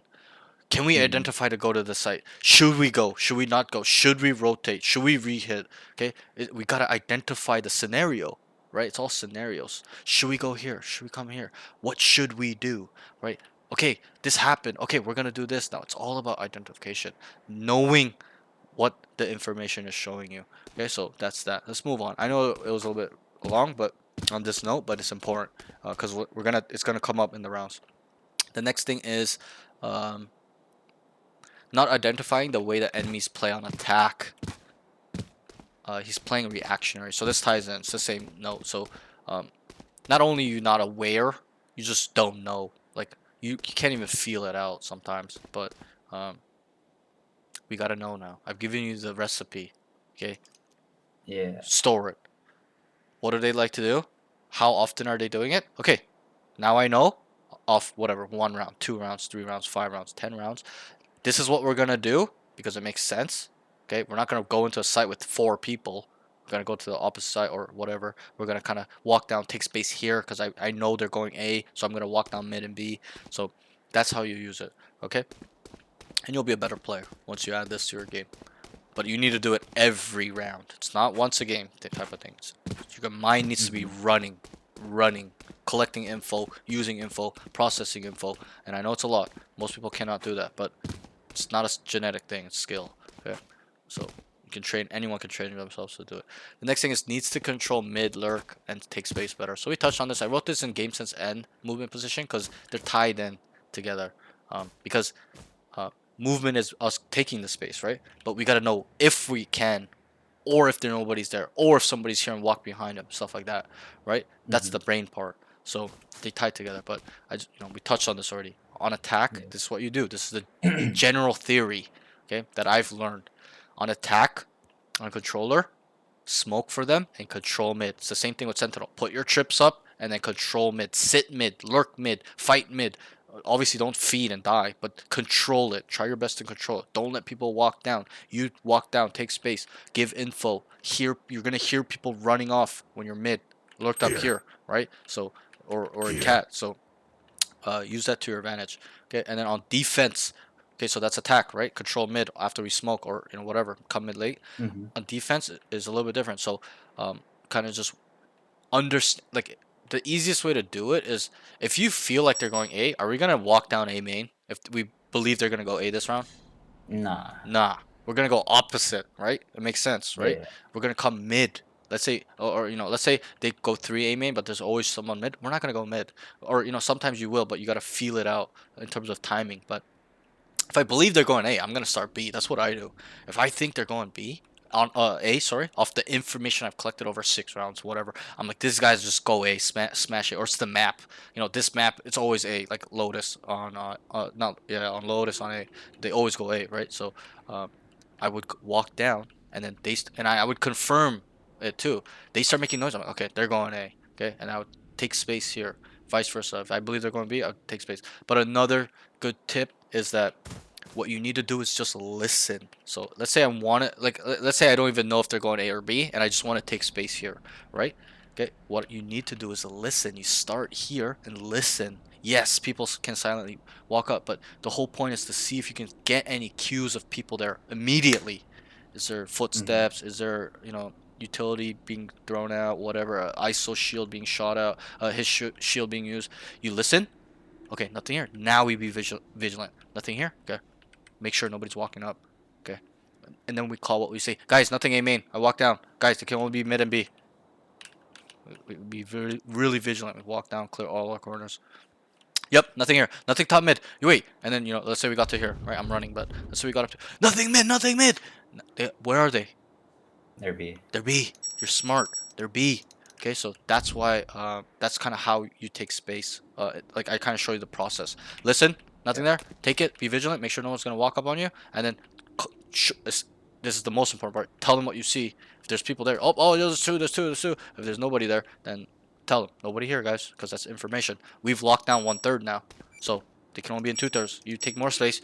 You saw 2/3. Nobody's there. We just know they're either in B or in their spawn, but usually that's not the case. Okay, so that's that. Okay, let's move on. That's all your cons. I know it's a lot, but I think these were very important for you because your foundation, your fundamentals are very weak. Okay, Alright. that's that. Okay, so pros. Honestly, I'll be very brutal. Not brutal, but honest. Not much. There was not much I really was trying, bro. Trust me. I was like, fuck, I really want to write something good about something. And it's not that it's because you're bad. It's just because the circumstance of the game. Like your team wasn't playing with you. They're just dying. You're just by yourself. There was no synergy. No one was really try hard. Everyone just gave up mentally, right? Mhm. So it's a little bit tough for me to see that team play and the communication, utility usage, and your game sense. You telling them to rotate, and there's like a post plant so there. It was very, very, very rare on attack. You guys got destroyed on attack. Um, Yeah, I know. and that's fine. It's not. I'm not putting it all on you. It's not your fault. It was a little unlucky your team. But so this is what I did have. Pro. I had two notes. Okay, I wrote comms. He's actually able to plan pre-round, but he did it one time. So you were finally on attack, but it was you guys were literally lost. The game was over. It was like I can't even remember. It was like 7 or like 8-11 and you guys just Yeah, got rolled and you started to make a yeah. plans. So this was actually really good. I actually was very surprised because you're very timid. You weren't talking. You weren't making plans. You didn't really care. Uh, And then they asked, "What should we do?" And you're like, "Oh, maybe we do an A split." Remember that? You're like, "Oh, let's do an A split, or I'll throw smokes, whatever, yeah. whatever, blah blah blah." I was like, "Oh fuck, he has it in him. It's just you're not doing it." So you have plans to you have the potential to be an IGL off of that. Anyone that can do that is can be an IGL. It's just a matter of how good can you get that skill. So Hmm. I like that. So what I would like you to focus on this note for the future reference is plan every round off what we just talked about. Let's say we're on attack, right? Because planning is more attacking. It's less defending, right? All you really have to plan on defense is the setup, right? You set up one Uh, time. If it keeps working, you keep doing it. If it stops working, you switch yeah. it up, right? But attack is different. It's more methodical. There's more calculation needed. More being using our brain because we can't just run it down every round as much as we'd like Yeah. to. We gotta think. We gotta pull them. We gotta move them to A.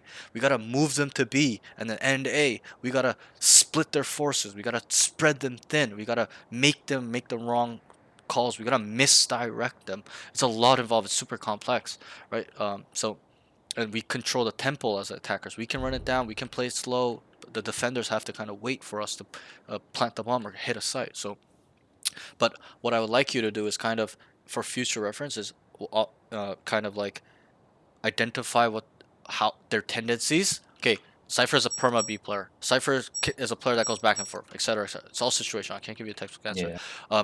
Omen is always CAD. Wait, Sova's always bottom mid. Okay, you store it, use it. Kind of think about these things, and then you come up with a plan that makes sense. For example, let's say 3 rounds in a row we rushed A. So they've adjusted to us running it down. They are starting to fast rotate, right? Because that's what you do. If you're on defense and they're running it down on you, what do? You sit around AFK? No, Nah, you fast rotate. you start fast rotating to the first contact because they're just gonna run down there, right? So, let's say they start fast rotating, right? Um, how would we combat this? So we rush 3 rounds. They know that. They've adjusted. They start fast rotating. Let's say one round went by. We try to rush. It didn't work because they stacked it slash fast rotating. How would we plan Hmm. against this? We could have two people make noise D as we walk up it or A. Sure, I like that. So B fake and A, right? You could also, Yeah. um, that one less. Why? In this specific scenario, so we ran it down 3 times. They adjusted. They're fast rotating A. Okay. I would opt for and then let's say we did one more round of rushing it down and they stopped it and then they believe we're gonna keep going A. I would opt to Uh, go to start A, right? Because if we start A, they've either have already stacked A or gonna fast rotate here and we end B. Does that make sense? Because we've yeah. conditioned them already. Yeah. We've been going A, so they're gonna believe it's A. So they're gonna stack it slash fast rotate here on first contact. So we send 2 to fake a jet and a Sova. Sova can start droning. A jet can fake dash, come over here, make bunch of noise, throw the smokes, whatever it is, and then 3 people can walk up B because we've conditioned them. So I would like you to add this to your game, and I know you can't because we're talking about it. If you didn't understand what we were talking about, you'd be like, "What the fuck?" I'd be like, "Bruh, it's hopeless." But you're not stupid. So it's all about just having a protocol, a checklist is what it means. Is to, okay, this is how they set up. This is how they like to play. Is it every round? Okay, I figured out. Okay, this is like 8 out of 10 times. This is how they set up. Okay, and then use what you guys have been doing. Your team frequencies. So we've been running it down, guys. They're gonna be fast rotating to A. Let's fake A. Go B. right? It makes sense. They're gonna start stacking A because we're rushing A every round, and then they're gonna fast rotate off the fake, and then we're just gonna walk in A. You don't know how many times I've done this type of play where I've conditioned them. We run it down or whatever. We know that they believe we're going A, and we fake A and we go B, right? So that's kind of what you have to do, okay? And if you do this, bro, sky's the limit. You'll be climbing because you're already so close. You're ascendant 1. It's just we gotta build the skill. I'm putting more of an emphasis on this too because you're ascendant 1. Usually, when they get to diamond ascendant, they already have the skill a little bit, but you obviously got to ascendant through other skills, so it's a little bit different. But that's why I need a more sense of urgency on this because if you get to Immortal and you play like let's say you're in an Immortal lobby and you play like this, bro, you're getting clowned on. Like they're gonna be like, "What is wrong with you, bro? Like you don't, like did you buy your account, right?" So and I'm not saying you did. I'm just saying that's how they would speak to you. They would look down on you. So you gotta be ready and just kind of be that type of player where people respect you because they're like, oh, this guy's really smart. Oh, this guy can actually identify a lot of stuff. Oh, this guy's actually making calls where we is 80% success rate, right? It's not gonna be 100% call success rate. Nobody does, not even pros. But it needs to be 70 to 80% where 2 out of 3, 7 out of 10, you're getting it right. It's a right call. You're getting the team to the weak side, the side where it's a, less resistance. There's less defenders there that we need to kill, stuff like that, because it'll help us win rounds. Okay, let's move on. So utility usage. The only thing I wrote is he's able to throw smokes in proper locations. So you're able to throw them in the spots I throw them into. It's just the timing, which we talked about, right? You're throwing them 7 seconds before they go in, like, bruh. Like you wasted the whole almost half the duration of the smokes. Just gotta now you know. Okay, there's no excuse now. Now you know. You just smoke where they're gonna be. Your team's gonna be seen first, right when they're coming in, right when they're about to swing that A main. Then you throw. Then the next one immediately. It takes time to kind of get used to, doing this, right? Throwing it very nice and snug. But you'll get a hang of it as long as you keep playing. Still mess it up from time to time. Yeah, but that's fine. But the best thing to do is maybe do it slowly then. If you can't do it fast like me, because usually I throw them really quick and very tight, like they're never off really, because I've thrown so many smokes, right? But what you need to do is just have it pre then. Okay, let's say you want to come mid, late lurk, or control mid after you throw smokes, right? Because that's your role. Let's say they're coming up. You got to look at the minimap. Let's say they're coming up. They're coming up. Okay, maybe even prior to that, you just kind of have this here, like round starts. You try your best to kind of have it like kind of snug, get it here, and then they're walking up. They're here. You're still there, and then they're up right here. You're like, call it. They're like smoke, and then you smoke it, right? If you can't just instantly do this, like me, like I'll be like this, and they're like smoke, and I'll just instantly do it like really quickly, right? So if you cannot do that, then just be on it pre. So they're walking up, round starts, you get up here. Okay, guys, my smoke's ready. Let me know when you guys are up. And they'll be like, call the smokes. They're like, ready, smoke. You smoke, and then you immediately do this one. And then you kind of take your time on this one. Boom. Right? So that way, somewhat it's snug. Also, one thing I want to touch on that is that I should have wrote, I forgot. I wanted to, but I forgot. Is that your smokes need to be tighter. Need to be more snug. Right? You know what the difference is with this smoke and this one. Right? Yeah, it gives them room to play in. Exactly. And we'll touch on that when the round comes, but just keep it nice and snug in most spots that you're going to smoke. Like, let's say we're going to walk down mid. You're not going to smoke like this, bro. Right? You're going to smoke like here, right? Or like even like this, right? So spawn is the same thing. You're not going to smoke like that, bro. You're giving them space. Just keep in mind. I'll touch on it now. Generally, your smokes dictate where they go, whether you're on attack or defense, okay? So, for example, let's say we're attacking, right? And you smoke down here. Okay? Shadows traveling. Do you think they're gonna be out here when you smoke here? Nah. They're gonna be inside or behind, right? You've experienced that, and I'm sure you've done that too. Where you're on defense, they smoke spawn, right? You're not gonna be out here, are you? Nah. You're gonna. I play around like stairs or CT. Right, but when there's a smoke, let's say you were here and then there was a smoke thrown and you knew they were going to be, you're not going to be out here. You're going to be in the smoke waiting or behind it. Let's say you believe somebody's there. You're not going to go into smoke immediately. Sometimes you'll challenge it, but does that make sense? Your smokes really dictate where they go. So, for example, if I smoke like this, Cover going they out. would play in that smoke or out, or if they're really brain dead, like they'll just start swinging out, right? But what I just mean is that it really just dictates where they go. That's all I want to say. Okay, it's really important as a smoke control. You gotta understand that. Okay. Okay. So let's move on. Let's get into the notes now. I'm gonna really skim through the rounds that are just kind of useless. Okay. So round one, he starts on B. They call some mid. Sorry. So you guys are on defense first. They started on B. He starts on B. You started on B. They call some A. Then noise is cut for a bit. Then they call that they are A. So you're around this area. I can't remember exactly where. Around market. And then you smoked for them kind of late while they're coming out. Shadows Okay. traveling. And then comes towards heaven. You came towards heaven. Kills Jet and gets traded. We'll like him to smoke off A and keep smoking off. So I can't remember even where you killed the Jet. I've been talking too much, but It was heaven. It was heaven. I remember it. okay, okay, yeah, you killed. That's not as important. You killed the Jet. Good job. And then you got traded. But the main point of this round was would like him to smoke off A and keep smoking it. So you know how they initially said A, there's noise A. You immediately smoke it. Immediately. Shadows Then traveling. you get ready to smoke it again when it's gonna dissipate, or you kind of wait a couple seconds and let them clear A main, or kind of like, oh, there's nothing here, then you kind of save it for when they rotate to B or something. But what I do is once they tell me it's A, I immediately smoke. Like let's say there's like three here, I would Cover smoke going out. and then get ready to smoke again, even while I'm rotating. I just like, kind of counting in my head.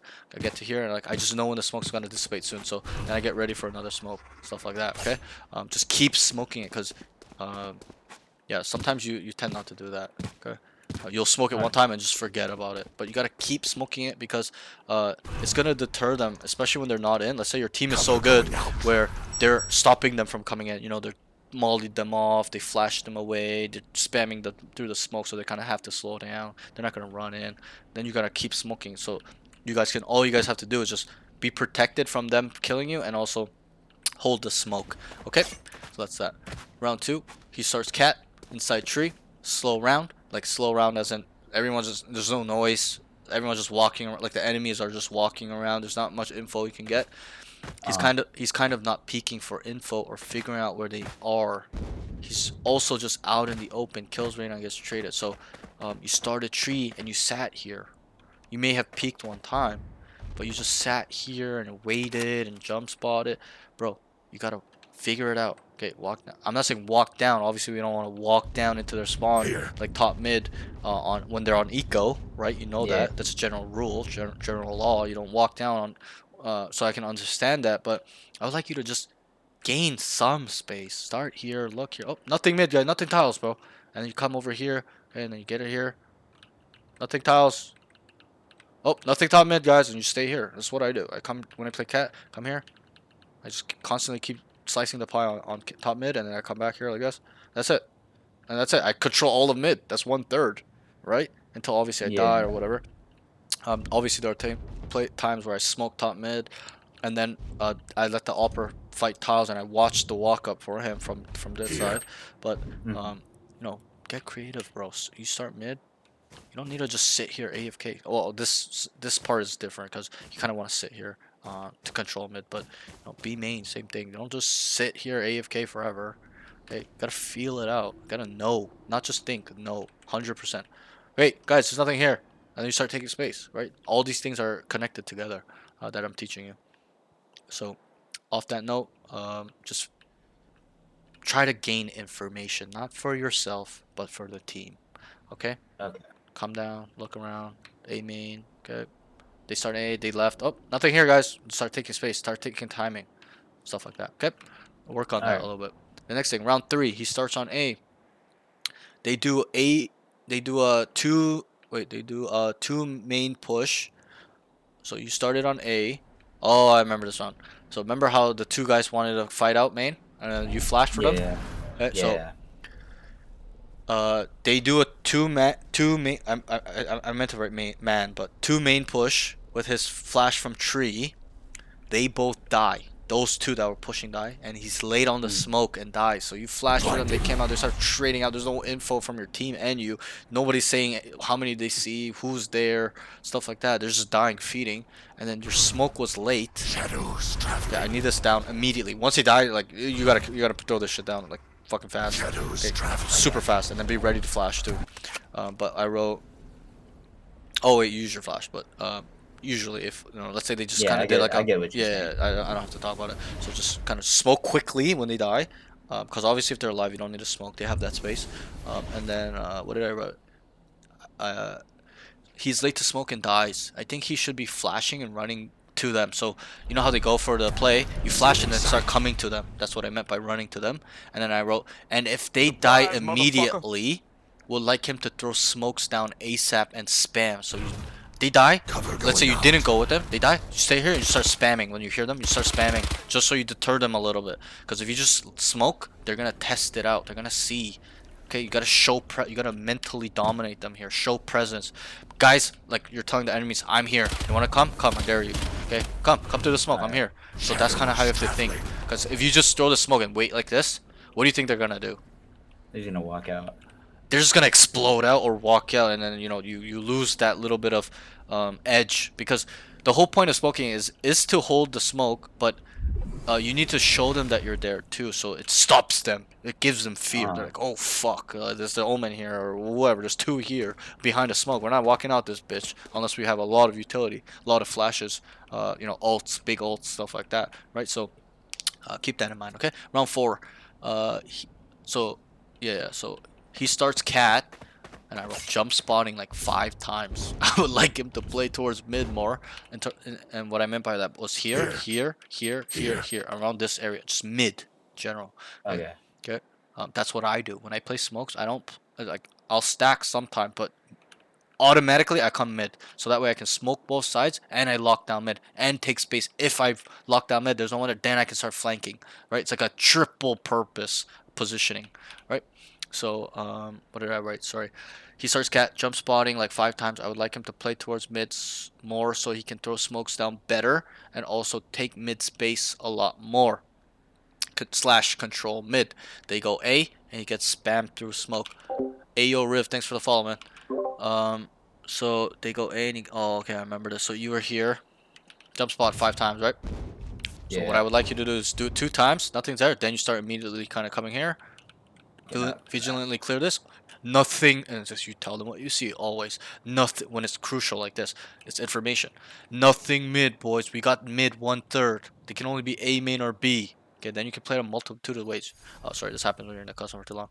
You can run it down top mid. You can go A main, stack A. You can go B main, whatever. You can sit mid near gen, whatever it is, right? There's so many options off just playing properly initially well. Yo, Cozy, I might be a little bit late, bro. But that's that, okay? Let me just get back into this and we'll get through this. Alright. And then, so, you jump spotted 5 times, and then, you heard A, and then, I remember you came towards tree and he one-tapped you through the smoke, remember that? A little bit unlucky, but what can we do, bro? I still could have did stuff better, so.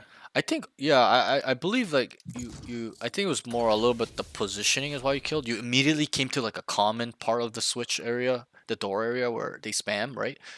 Yeah. But yeah, it's just a little bit unlucky. I don't think that's your fault that you got one tap to smoke. Like, what are you supposed to do? Right? So, that's that. But I think you could have played towards the opposite of switch. So I'll show you real quick when I get in. You know, like where the switch is, but on the other side of the wall, like that where you tuck there. You could, take control of cat. Because I'll ask you, how often is it someone comes mid-late cat when they go A? Not too often in They should lobbies fear I so play. much Sure. more than that. Maybe not in your lobbies, but generally, it's very common. Doesn't matter what rank, it's very common. Maybe not so much in Ascendant, but usually it's still Ascendant. When I think about it, yeah, they do.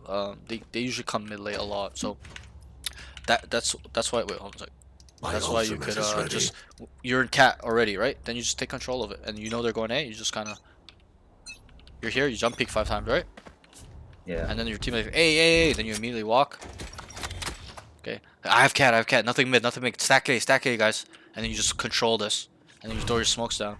And then you could even flash them from here. They're coming out, and you just flash them, and then you're like, yo, I'm coming, whatever it is. But you would just control this area. Remember what I said, just control mid, because this is information. You just know they're all A main or they're gonna rotate off, but you can also hear them from here.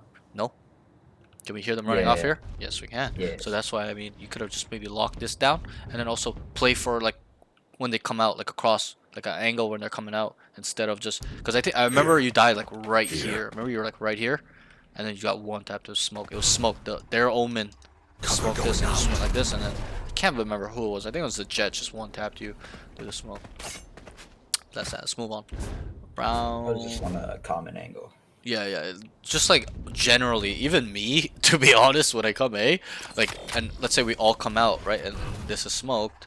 Like one guy's watching, we all come out just start spamming this, right? So just be careful when they're coming out. What I like to do, Alright. I can't remember. Were you playing Phantom?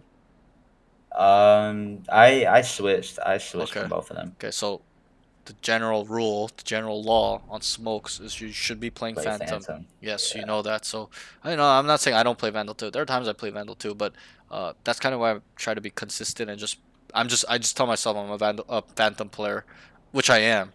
I've always kind of been. I was a Vandal player too at one point for a long time, but I just fell in love with the Phantom. It's just such a superior gun in my eyes. Everyone has their own opinion, but to me, it's the superior gun. Just the fire rate, more bullets, no tracers through the smoke. That's the main reason, because they can't see you when you're shooting through a smoke. They don't know where you are. But a Vandal, if you sit here and spam them, they're just gonna one tap you, right? Because they know where you're shooting from. So that's why I think it's a superior gun. So, but yeah, you could have even had a Phantom and just come here and just kind of wait for them to. You can hear them running out, so you kind of have to time it. Obviously, you just start running out, just start spamming them. You don't know how many times they get kills like that. But yeah, that's that. Okay, so let's move on. Round 5, he starts same spot right here. He jumps spots, doesn't see anything. Here's A. He throws down smokes well, but dies from jet coming out. So this was a little bit better. I still remember the smoke was a little bit too out. Need to make it snug as possible. Okay. Shadows And then you came out here, and then the jet killed you. Remember? So he throws down smokes well, but dies from jet coming out. He could have used flash or spam as well. Okay, so this round he just came out and just swung, killed you. Okay. Okay. You gotta use your flash. Once you smoke, start spamming it, show them you're here, or use your flash to deter them.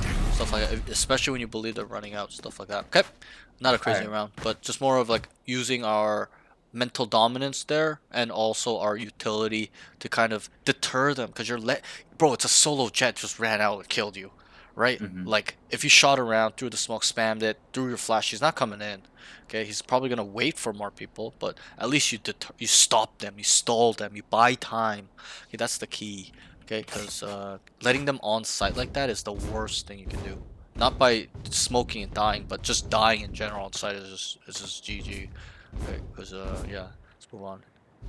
Round 6, he starts mid market, jump spots again, so we can see what the common thing is. You just like this, like all the time, bro. Do it 2 times, no one's there, then you start walking down mid. Okay, make that your new habit. The next thing is, so he starts mid market, jump spots, super quiet round. He hears flash on B main, so it's super quiet. You just like hear jump spotting forever. Okay, when it's quiet, that's when you can do even more. You can, because they're kind of just waiting it out. You can kind of feel it out, see what the hell's going on. Come take space. What I like to do when I play mid is I always come here. I always stay on this angle, so I can watch top mid and people crossing. This one's not so good because you get stuck a little bit. You can die easily. This one is unspammable, right? Like, if you get darted, you can't even get spammed through this. Like, you can spam through this. But this one is fucked when you get darted. Like, they always have lineups and shit. So when you get darted, you're GG, especially when they're starting top mid. So what I like to do, I'll immediately start here. Sometimes I'll play market when it's super sweaty game. Like, I don't want to die. No, I don't want to take risks. But usually my default is I walk down here, or I try to get the pizza or somewhere around this area and just kind of hold it down, listen, stuff like that. And then I'll take space when I believe there's no one there, stuff like that. And they're like, oh, 3A main, and I hear nothing mid. I just know there's nothing there. So I just start walking down vigilantly, not with my knife out, my gun, clearing all corners, stuff like that. So that's a tip you can use as well. And I wrote super quiet round, flash on beast, throws a semi-bad smoke, and he doesn't spam or throws flash to them. Oh, okay, I remember. So the B main, it was kind of bad, like it was protruding out a little bit. Need Oh, it. Need a I time. think yeah, I think Something I like remember that. this one. Yeah. I Just like going I like out. really messed it up. Yeah. You even said it. I remember you saying you're like, oh, bad smoke. I was like, yep, very bad Yeah. smoke, right? So, because if you do it like this, it's a little bit of a problem. Shadows They have traveling, space to start watching squeezing here. out this way. You won't. It gives them more time to react. But if it's snug, you just know if they're even out. Right? Cover going It's out. like really snug. You just know. You see their gun. You're fucking dead. Right? So, that's that. Okay.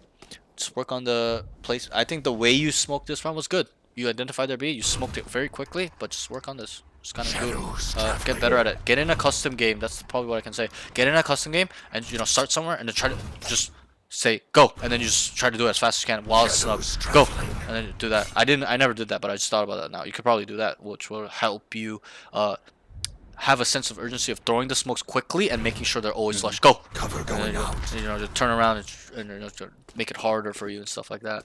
Make a different Alright. position, stuff like that. Okay, let's move on.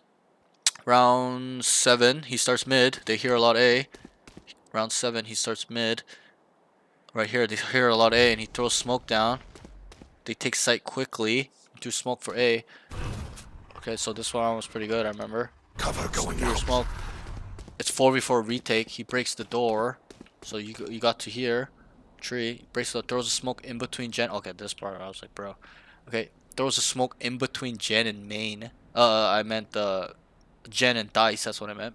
Needs to smoke main and hell, or main and bomb. Like smoke main and then save a smoke for your bomb for the bomb defuse.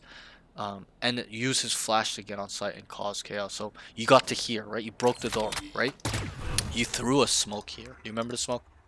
Yeah, I remember that smoke. Like, bruh, what is this smoke for, bro? Right? Honestly, bro, I just wanted to cut. I wanted to cut some angles off from where I was. Sure. But I'll ask you, what are the main angles that the tree guy, the door people running out, have problems with? Main, Gen, and Dice. You answered it. Main. You said it first because that's probably the first angle that a lot of people die from. I'm sure you've died from too. Main. Yeah. You gotta smoke main off, and it serves a dual purpose. Why do you think it serves a dual purpose by you smoking off main?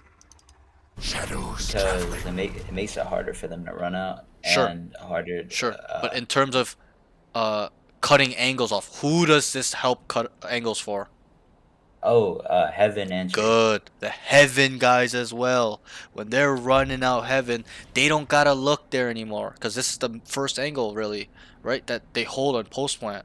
They'll hold, like, people will be under, and then there's people main holding people come out, right? So it'll help that. Not only the door guys, but also Cover going the out. heaven guys. They'll start running out and looking at other angles when you tell them this is smoke. They don't need to swing out looking here anymore. They'll look here, start looking dice, whatever. Start, come looking under, right? Stuff like that. So, let's work on that. You know how, like, we talked about throwing smokes for angles where they see us first? It's the same Yeah. thing on retake. Where are they gonna see us first? Main.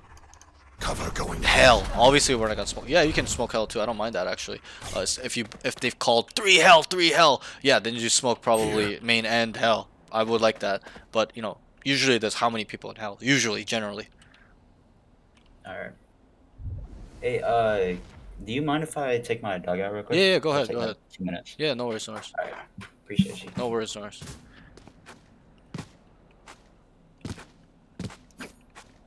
Any question, guys, while we wait? We're almost done with this session. We're just gonna go through these notes and then, yeah, and I'm just gonna show him some range stuff. Cozy, if you're here, I might be about 30 minutes late. I'm sorry, I was late. The session was really long because he needed a lot of fundamental stuff to clear up, stuff like that. Like basic fundamental stuff that are really important that we can't blow by, that he needs. So I was kind of taking my time with that in the general notes. Okay, got it. I was tasked that. Yeah, I'm gonna be my bad, bro. About 40 minutes maybe. I'm gonna breeze through these. He's almost done. Like, it's really his defensive side that was really like a lot, and then it's the attack. They got crushed. So it was literally 6 rounds. The notes are so thin, but yeah, it's a little bit. Yeah, around there. Yep. Hopefully you don't have like you have like anything you have to go to or anything like that. Hopefully I didn't interfere with something like that.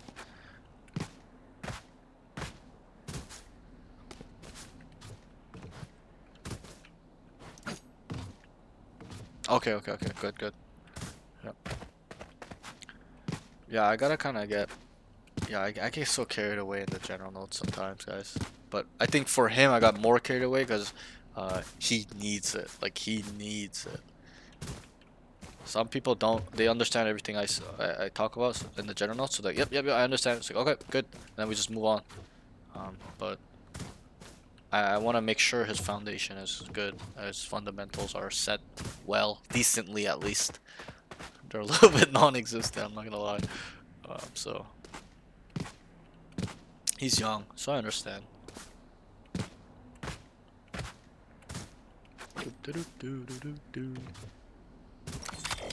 Guys, I'm using a new mouse and I really love it. V3. Well, that's probably too dark for me to show you guys. I will show you later. I'm gonna play off after Cozy's stream too, so session. I was just nervous because ranked is so different from like more esports. Yeah, obviously. 100% agree that the ranked game and the team atmosphere is much different, right? But you know, the stuff I teach usually in the VODs are usually mainly for ranked and a little team play too. They kind of do go hand in hand. Obviously, it's the same game, but it's a little bit different in terms of the meta, how things are like how players are like how teamwork is used is much different. And I haven't gotten lucky with comms today. All good, bro. All good, bro.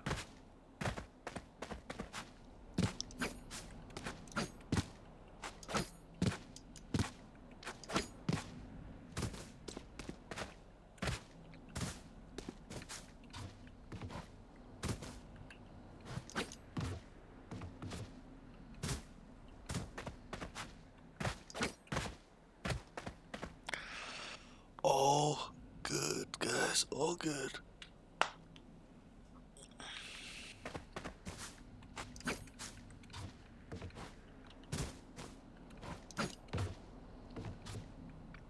Hello? Yep. Yeah, sorry about that. No, no, you're good. You're good. No worries. So, I can't remember where we were. Should me bring this up. I was on round. Yeah, round 7. So, yeah, we'll just finish on this note. So, smoke main.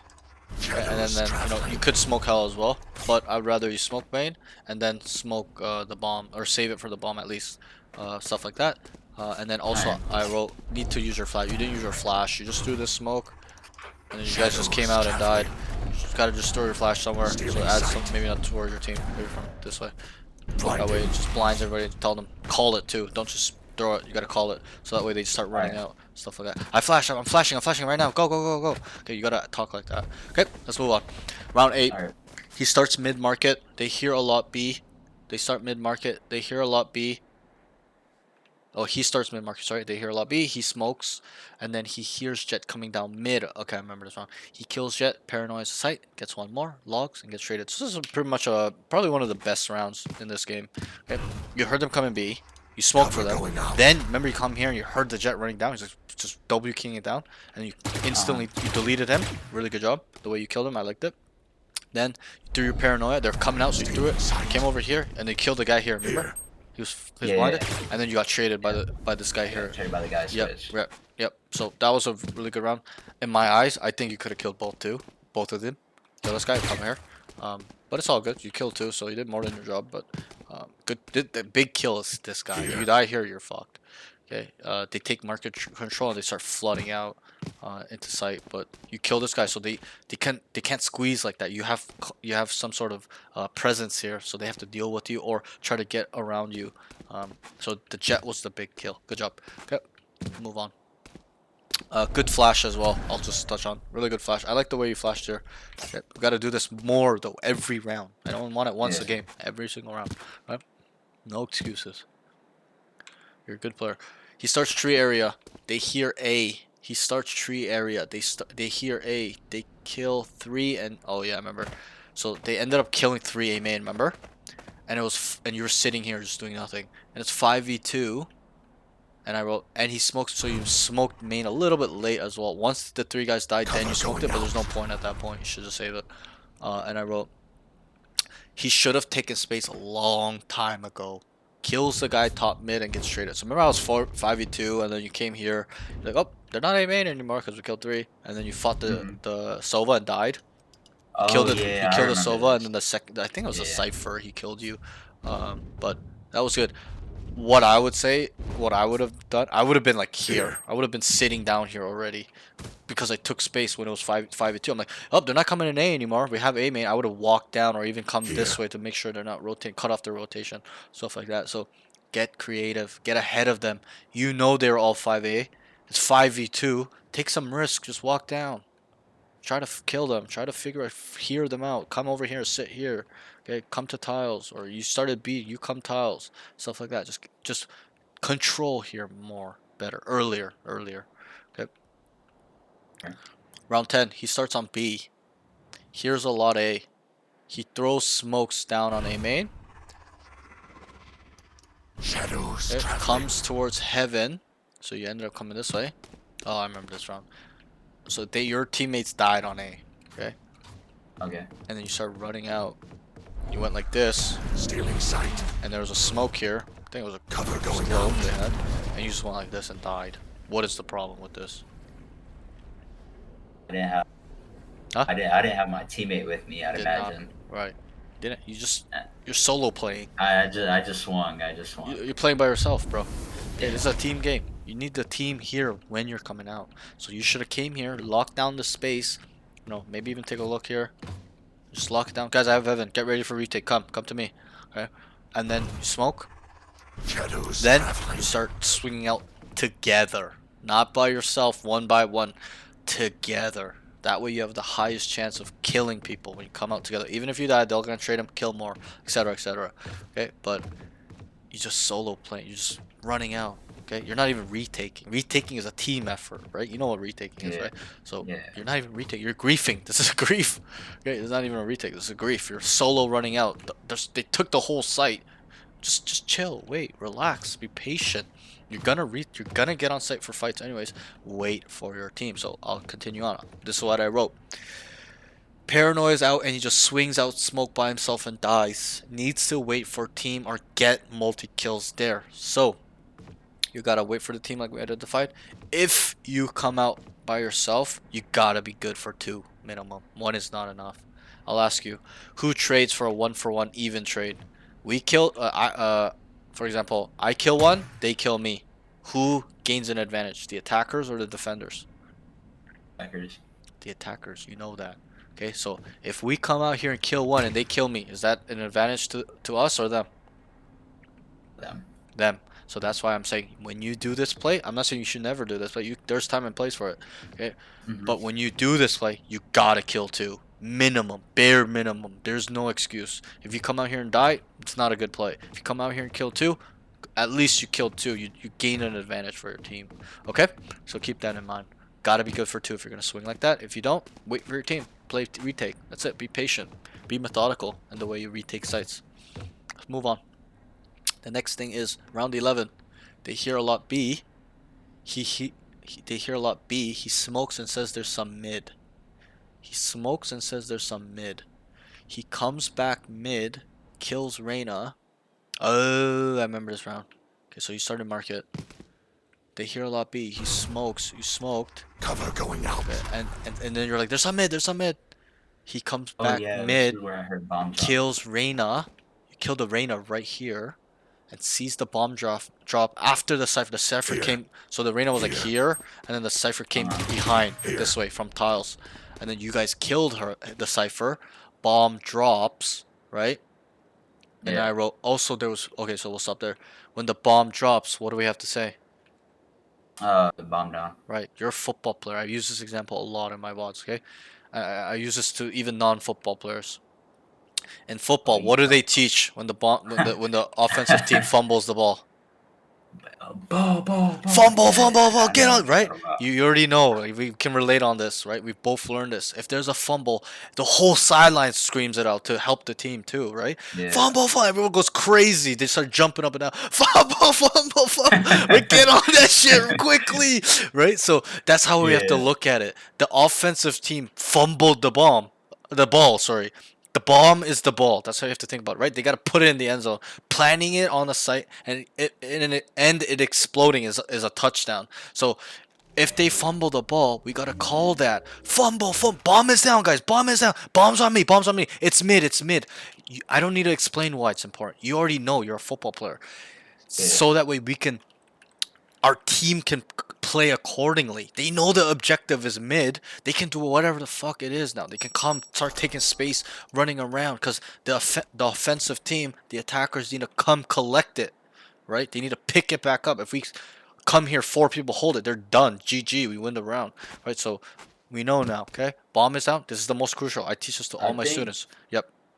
I think this round, I think we kill Clove and she ulted, Yep. and Yep. the Yep. call was to just To leave back it. up. Right. Yeah. But even then, that was after the bomb was down. Call. Bomb is mid, guys. It's information that you can use later. Why? If the bomb is mid, they have to go and collect the bomb as a team. You think they're gonna send one guy to go get the bomb here? Here. Nah. The whole team is coming. So that way people can start taking space. B main, A main, come towards top mid, peeking cat, whatever. You guys can start stacking mid as well. One guy goes here, one guy goes here, one guy's over here playing off this. They're peeking off each other, right? So that's why it's important. So that way the whole team knows what the fuck, where the main objective is, the bomb, and then also they can play accordingly. They can start taking space. They know that there's gonna be a lot mid heavy. So once it drops, you gotta be in a habit to be like, bombs down, guys, bombs mid. Okay, even if they pick it back up, it's information. So that way they know. Okay, that way you guys can kind of also process in which ways they can go to site. Can they go up cat? They can come to tiles back to main. Now they can come mid to market, stuff like that. Okay, so it's very, very important. So let me continue with this note. That's that part. Call when the bomb is down. Also, there was 4 mid. Okay, your team. There's 4 of you mid, and no one was watching B main. He comes back a bit late and then tries to kill 2 market and dies to jet out wide. He could have went back to site or play safe or peek off his teammate. So you know how you guys started running away from the clove? It was 5v3 and then it became a 5v2 after the clove died. You guys, well, obviously you guys knew the bomb was near there after, but you got to tell them that immediately. And then I wrote, he comes back a bit late and tries to kill. Yeah, so I remember. So when there's 4 mid, okay, and I looked at the mini map at this point. I'm like, oh fuck, somebody could just walk out B main, just kill 2 of you guys just looking mid. Okay, you gotta be that guy to account for all the space. Be so aware. Yo, guys, there's 4 of us looking at this. There's 4 of you guys looking at the same angle. They're all staring this way. You gotta pick this up, right? Because it's unaccounted for. Nobody is here, right? The jet was there, but I can't remember what happened to him. Either he came back or he died or something like that. But I don't think he died. He was last alive. Yeah. Yeah, I don't think he died. What I remember is remember how he was sitting there when you went towards mid? You smoked for him because there was a drone coming, and then you came here, and then I don't remember what happened, but I think he came as well, but he gave it up. So you gotta account for him, or you tell Jet, yo, stay. Can you walk out B main? Because then that's info. If he goes nothing B main, where are they? Mid or A. Exactly. Easy peasy, and he's already main, right? So you don't have to come from here and do it yourself, or go and lock down main. But what I'd like you to do is just, guys, pick up mid. I'll pick up mid. Yo, nothing B main, or maybe not even tell them. Just pick it up. I have B. Watch mid. Okay, watch my back. I'm gonna watch walk out on B main. I have it accounted for. Okay, cause there's no trip. There's nothing there where there could be a timing. Let's say you're looking mid for 10 seconds. Some guy can easily walk down and just shoot you in the back of the head, right? So, and I'll ask you the question now. Do you like getting shot in the back of the head? No. No, and I always laugh about it with my students when I ask them because it's funny. Nobody does. I know, you shouldn't either. The feeling isn't great. The hairs on the back of your neck stick up. You get a little bit scared. Jump scare. It's not a good feeling, right? You feel like shit, right? So if you don't want to get shot in the back of the head and get timing, make sure you don't by accounting for all the space by looking at the minimap. Okay, all you had to do when you were here, 4 of you looking mid. Oh fuck, there's too many. Okay, come here and hold it. I got B, guys. Nothing got B. Watch the bomb. Okay, so that will help you as well. Be a better player and more of a aware, hypersensitive player that you need to become immortal. or Immortal 3. I don't want you to be a Mortal player. I want you to be a Mortal 3 player. Okay, Immortals to me are scrubs. Immortal 3, high Immortal 3, that's when you kind of can play a little bit more sweaty Valorant. Okay, Alright. so even though that's your goal, it's fine. So let's get even better than these noobs you're gonna play. Um, so and then so then that happened, and then you came here. Remember, you came stairs. You held this for a little bit, and then you heard two of them. You whiffed, and then Yeah. you swung. You don't need to swing.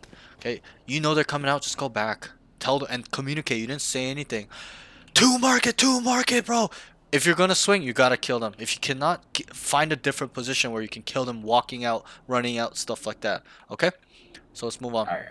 Um, because you're just too eager to fight them here. You're just trying to kill them, but there's times where you try to fight them, you die and you lose the round you threw, because you didn't Mm-hmm. position yourself. I'm sure you've experienced that, Yeah. even if it is 2v4. Okay, so don't give them an inch. Okay. And Alright. then I wrote I could have went back site to play safe or play safe anywhere. Like even here, could have say tuck, go under here, go back to spawn while you're hearing them, and then kill them when they're coming out.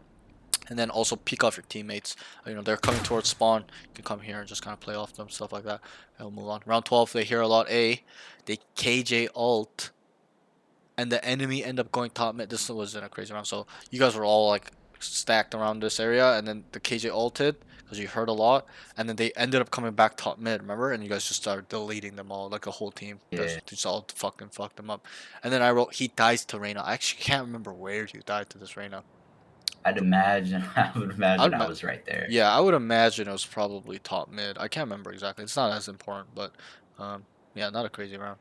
Yep, let's move on. Attack this round. Okay, this side is just, bruh. This side was just okay. Not much there for me to really talk about. Some rounds, but Yeah. not a lot. So round 13, they start A. He throws down smokes heaven when they aren't even going in. So we touched on a lot of these stuff, okay? So they Mm-hmm. start a he throws down smokes heaven when they weren't even going in. He doesn't even really say a word. He just sits there.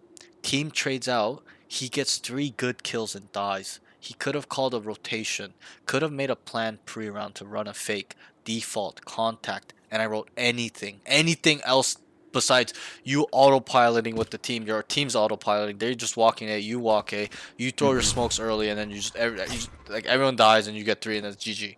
Right, game's over Yeah. pretty much at this point. Right, but what I would like is what I meant by that end part of the note is start of the round. Tell them, guys, game's not over. We win pistol, we're back in it. Let's focus up. Lock the fuck in. Okay, let's run a fake. We're gonna fake A. I want 3 people sitting out B. We're gonna fake with Sova, Jet. You guys are gonna fake. I'll sit mid. 2 people sit out B. I'll hold down mid. I'll throw 1 smoke, so I have 1 smoke for market. Cover going out. And then you know if you hear them on B main, I'm talking slowly. You do this really quick. But if you hear them rotating off B, then start walking up, taking the space. I'll try to walk down mid and try to kill one or come mid late. I'll sit here, gain info, whatever it is. You gotta be specific and detailed in that plan. But I need you to do this off understanding how they play first. You gotta understand how they play as a team and individually first, then make plans, right? We're not gonna just randomly Uh-huh. throw plans out there. Run a fake. Like we don't even know what they're doing, right? So Mm-hmm. you gotta identify. It's all identification. Identify what they're doing, how they like to play, what they like to do, how frequent is it in terms of setup, their individual play, like them flanking, taking space, is it every round, whatever. Then we adjust, make plans, tell your team, be specific, detailed, apply it, execute. Okay, that's really how you should look at rounds on attack. And I know it's a lot, but that's what all high level players do. Do you think pros just go, guys, this round, boys, we're doing a B split, and that's over? No, No, no. it's super fucking detailed off what they've identified off the enemy. They're gonna adjust. They have certain plays in their playbook too, but they adapt on the go, on the fly. It needs to be round to round. You gotta keep your mind constantly running. That is the key. Don't autopilot, start dozing off, thinking about walking your dog today, or girls, bro. Just fucking lock the fucking round. And I know it sounds super nerdy, but lock the fuck in on round to round. Don't look at the big picture. Yo, we're fucking getting stomped, bro. Yo, we suck, bro. You're only gonna lose. You gotta. How many games have you won? Maybe you not so much, but how many games have you won where you're losing at the half and then you turn it back and they get completely destroyed? Probably like a few times, right? It's happened quite a bit. Right. Me too. You don't know how many rounds where it's like it's 2-10, and I keep the morale up, and we end up winning the game, or at least going to overtime. And I'm like, holy fuck, that was a good game. We played really well considering we got shitted on one half. We brought it back at least. So that's what we need you to do. Okay. The next thing is, so off this note, yeah, really good kills main. Just kind of just work on making You a should have had plan. a plan. Just a plan. You Yeah. know what I do? I'll give you a cheat sheet that I do usually, because first round on attack we don't know anything. We haven't gained any info, right? We don't know how they play, how they set up. What I do is I look at their comp. I try to generalize where their sentinel will play. Like for example, here usually Killjoy will play B. Like if I see a Killjoy, like it's probably B. It's They do play A too, but you know it really depends. It's more B. It's Than more just B, A. right? It kind of leans more B. Like Cypher is probably maybe more A. Cypher can kind of go both sides. So when there's a Cypher, I'll be like, okay, let's figure out where the Cypher is, and then we'll kind of, and then there's like a plan off of that. But when I see like a Sentinel where it's like, you know, I kind of know where they're gonna play generally. So that's what I do. I kind of figure out where the Sentinel is, and then I'll run a fake to end on the Sentinel's side. Okay? Because why? Why do you think that is? I want to end where the Sentinel is. I'd say because it's unpredictable. You wouldn't like expect that. There could be that. This is what I think is because it's less resistance. Because don't Sentinels usually stay by themselves? Yeah, Right? They stay on like the Let- less backside. Right. If let's say the Killjoy's playing B, let's pistol round. I'm like, okay, Killjoy's playing B, guys. We're gonna fake A go B. How many people are gonna play on A? Like at least 3. At least 2 to 3, right? Generally, right? It's gonna be more of a stacked site.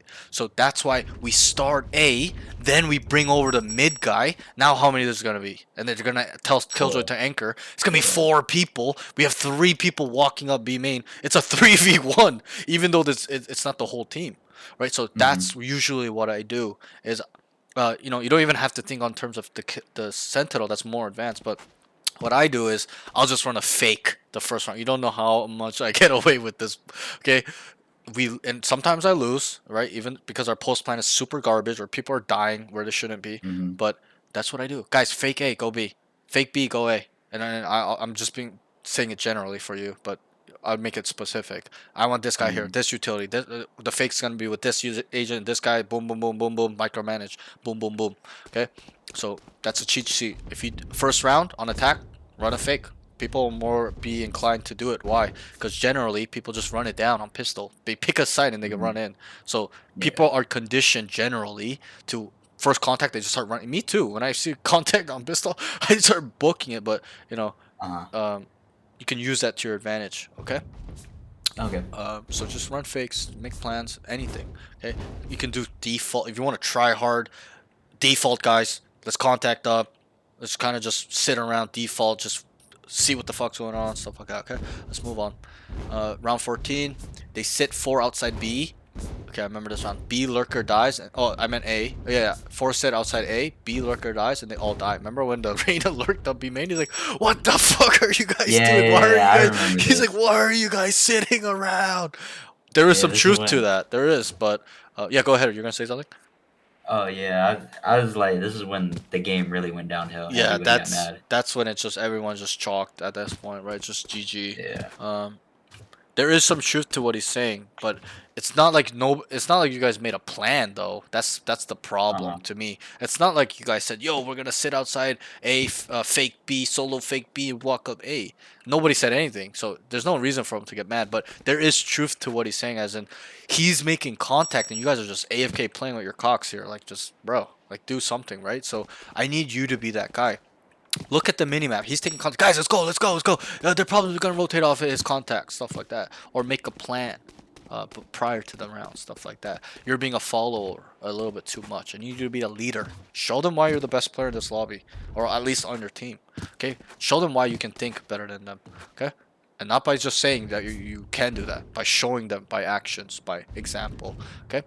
And then they will respect you when you do that, don't you think? When you're making calls at work, getting them on site where you know there's one guy and it's free or it's a free site, they're gonna listen to you, and that's what happens in my games. When initially they might not want to listen, but I show them how your calls work 70%, 80% of the time, and it makes sense. I rationalize with them, They listen to me. They respect my calls. They add on to it. I respect them too. I make a call. They're like, wait, what if we kind of switch this up? Maybe this guy goes here instead. I'm like, yeah, let's do it. Right? I don't just tell them no. Listen to me only. I used to, like 2 years ago, I used to think my calls were perfect, and they weren't even then. But it's all about kind of working off each other because it's a team game. Some people are gonna see things differently than you do. You're gonna see things differently than they do. It's all about adding it together, synergizing. Okay, so let's move on. Round 15, they go 5B, they kill main. They go 5B, they kill main. It's 5v4. He throws smoke market, great. And then spawn, good job. They come out, it's 3v3, needs to kill. So, remember how you guys killed the guy here? It's 5v4. Then you threw your smokes. Shadows traveling. And then you came out here and got tripped by the Cypher. Oh, yeah, trip. okay. Okay. Yeah. And I wrote needs to kill the Cypher. So this is probably the only thing. Needs to kill the Cypher trip on him better. Like, bro, you're just struggling here, stuck in this. Like, you gotta, right? You're dead. At the high levels, you're dead. You wouldn't even be alive. You're dead through spawn, through stairs. He's gonna spam you. Market's gonna spam you. You're just dead. As soon as you get tripped, you gotta shoot it and start moving. Okay. Getting away from the position where you got stuck. You guys come over here and start tucking, stuff like that. That's it. Just be quicker. Identify that you gotta kill this. You struggled for like 3 seconds. Too long. Okay, you're dead. So that's that. Okay, not a big round. But good smokes. I like the way you smoke. We talked about it. Just work on the snugness, like the deepness, the depth. Make sure it's snug. Okay, you know, as best as you can. I know when rounds are really hectic, there's so many times it's not perfect, but try to make it perfect as you can. Be as consistent as you can, and then and I like the way you did it. You smoked this way and then that one first. Okay, so that's that. And then there wasn't really too much here on the round. Like, I'm pretty sure you guys lost this round too, but whatever. Round 16, they go A. He throws his smokes down 5 seconds before they go in. It's the second time it's happened. Okay, second time within four rounds. Okay, so that means it's a 50% rate in which you have thrown your smokes early, right? 2 out of 4 is 50%. So it's gonna hinder your ability to attack. Okay, when 50% of the time you throw your smokes early, and then 50% of the time the smokes, how long do they last? I'm pretty sure they last like I can't remember how to look at it, but Around that number. they last like 15 seconds. So bro, if they only last 10 seconds, bro, you're in the long term, you're losing a lot of value there with your utility. That's how you have to think about it. Okay, so we talked about it. You know now. Make sure you kind of time it on which the angle they see them first. Keep it snug, then the second angle. Okay, stuff like that when they're going in. And easy way to do it too is to ask them, guys, call for my smokes. The duelist will tell you when he's about to swing. Smoke now. Then you just click it, right? Get ready for that stuff like that. If you can't do it quick, okay? So this is for future reference, so that way you are better at smokes.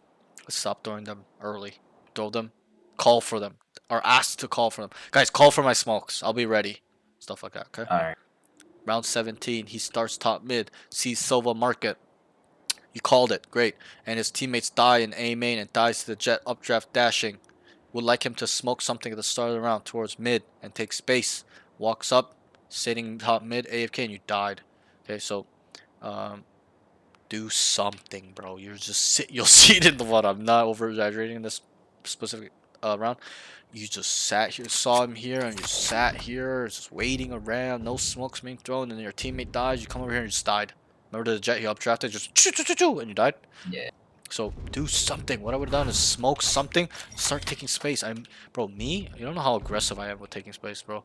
I should have told you this, but back in my early days when the game came out, okay, people were so bad at combating, like they didn't know how to play against lurk. Bro, my team makes noise, right, on enemy. I would literally take my knife out and start walking down. I'm not even joking. It's not even a joke. That's how bad people were back then. I used to just walk down and just take a timing, and I would get behind like so many people. I would knife three to two people a game, bro, in the back, because I played Sentinel, right? I was a Cypher main, so on attack, what can I do? I put my trips up for a flank, and I would just lurk. I literally would lurk every round, knifing people, getting behind them, feeding my team. Yo, they're rotating A, come back B, and we'd have free sight. It's really, really crucial that you build this skill. Lurking is very, very important on attack. It's not only an information gathering thing, as in if you get up to here, you can hear them, okay, running around, right? Look at my radius. I can hear them running like this, like this, like this, okay? It's also an element of surprise thing, as in if they don't know I'm here and I got a timing, they're fucked, okay? And also I can get kills.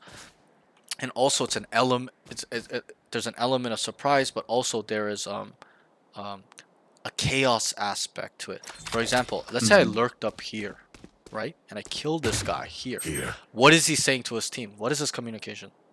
There's one lurking mid. Be specific. What would he say? Uh, I We're Omen. Omen's Yeah. in pizza. Yeah. Omen. Pizza. Here. Killed me. He's mid-market, guys. Right? Then most people would continue to go towards this way. Right? What I do, what a lot of the high-level players do, is kill this guy and I would come this way. Now the guys on site start coming to look and I kill this guy. What is this guy saying when I kill this guy now? Omen's in market. Omen's in market. Now I come back over here. Okay? And then, let's say I can get up to here. It's a slow round. Everyone's shift walking. It's like a 1v3 scenario. And then they said Omen's market. So the guy on Ace is running down Cat and I just kill him. You cause chaos. And there's usually two options for a defending team to choose when they've identified that there's a lurker in mid. Like we're on defense and we know there's a lurker in mid. Okay, there's two options. It's to either leave him there to let him do what he wants, or we have to come and expend resources, as in bodies, to come and kill his ass, right? And usually the second option is the first choice. You're gonna deal with the lurker. Because if you leave him there, he's just going to do too much. There's too much control. He's gaining information, stuff like that. He's sitting. He's controlling mid. You can't even rotate through market anymore. You're fucked, right? He's going to kill you. So that's why it's very important that you can have an element of surprise, gather information, and have that like chaos movement positioning aspect of lurking. You kill one, you move somewhere else. You don't just run down the common path. They're all gonna look for you. Okay, so keep that in mind. Okay, just be like a ghost. I like to say like a ghost. You don't know how many times I've done these type of plays. They're like, how the fuck are you there? I'm like, bro, don't worry about it, right? Like the enemy, they're like all chatting, how are you behind? I'm like, you're shit, bro. You're dog shit, bro. Don't worry about it, right? Like. And they used to always be like, "Yo, you're cheating. How are you just always behind us?" It's just I used to pride myself in lurking. I used to call myself Lurking Larry. I'm sure you heard that. I'm the best Lurking Larry there is. Like I'm not even joking. I used that language. I'm like, I'm the best lurker. My lurks are so good. I used to tell myself that. Okay, and it becomes becomes reality. How we speak is important as well. Don't say I cannot do it. I'm scared. I don't know. You gotta know. I know he's here. I can do it. I'm gonna get behind him and kill them. I'm gonna lurk so hard. They're gonna look for me, expend resources. They're fucked. Okay, I'm gonna add value. So the way you speak is important. Okay, don't ever be like timid and feel like you can't do it. Oh, I don't know. I'm scared. Oh my god. Oh, this and that. Gotta be certain. You gotta know. Have your chest up a little bit. Make mistakes. Remember what we told you. We talked about.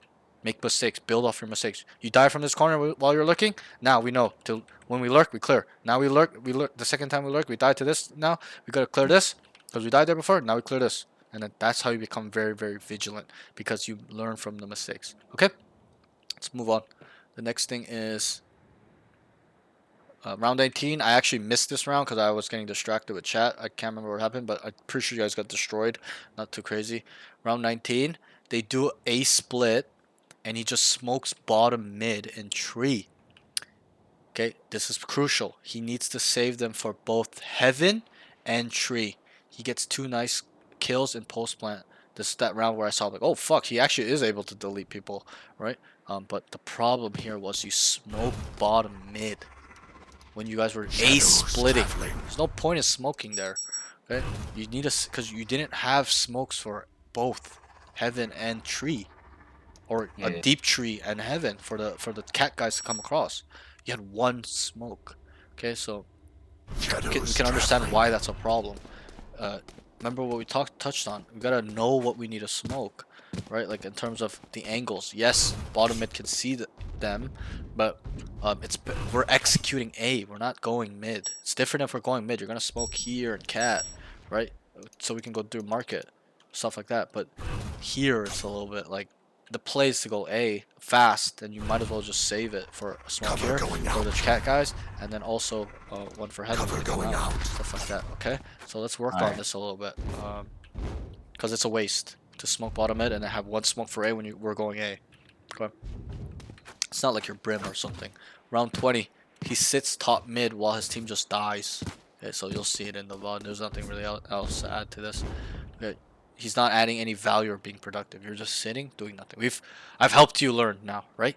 We know what we can Yeah. do. We can lurk. We can, what I like to do too is, let's say I've identified there's a rat on the defensive team. Like there's a Reyna that always walks on B main. What do you think I'm gonna do to correct him or deal Sit with B him? mains away from I'm just him. gonna fucking sit here. That's why I know he's a rat. And so his tendency, he's a rat. He likes to flank, right?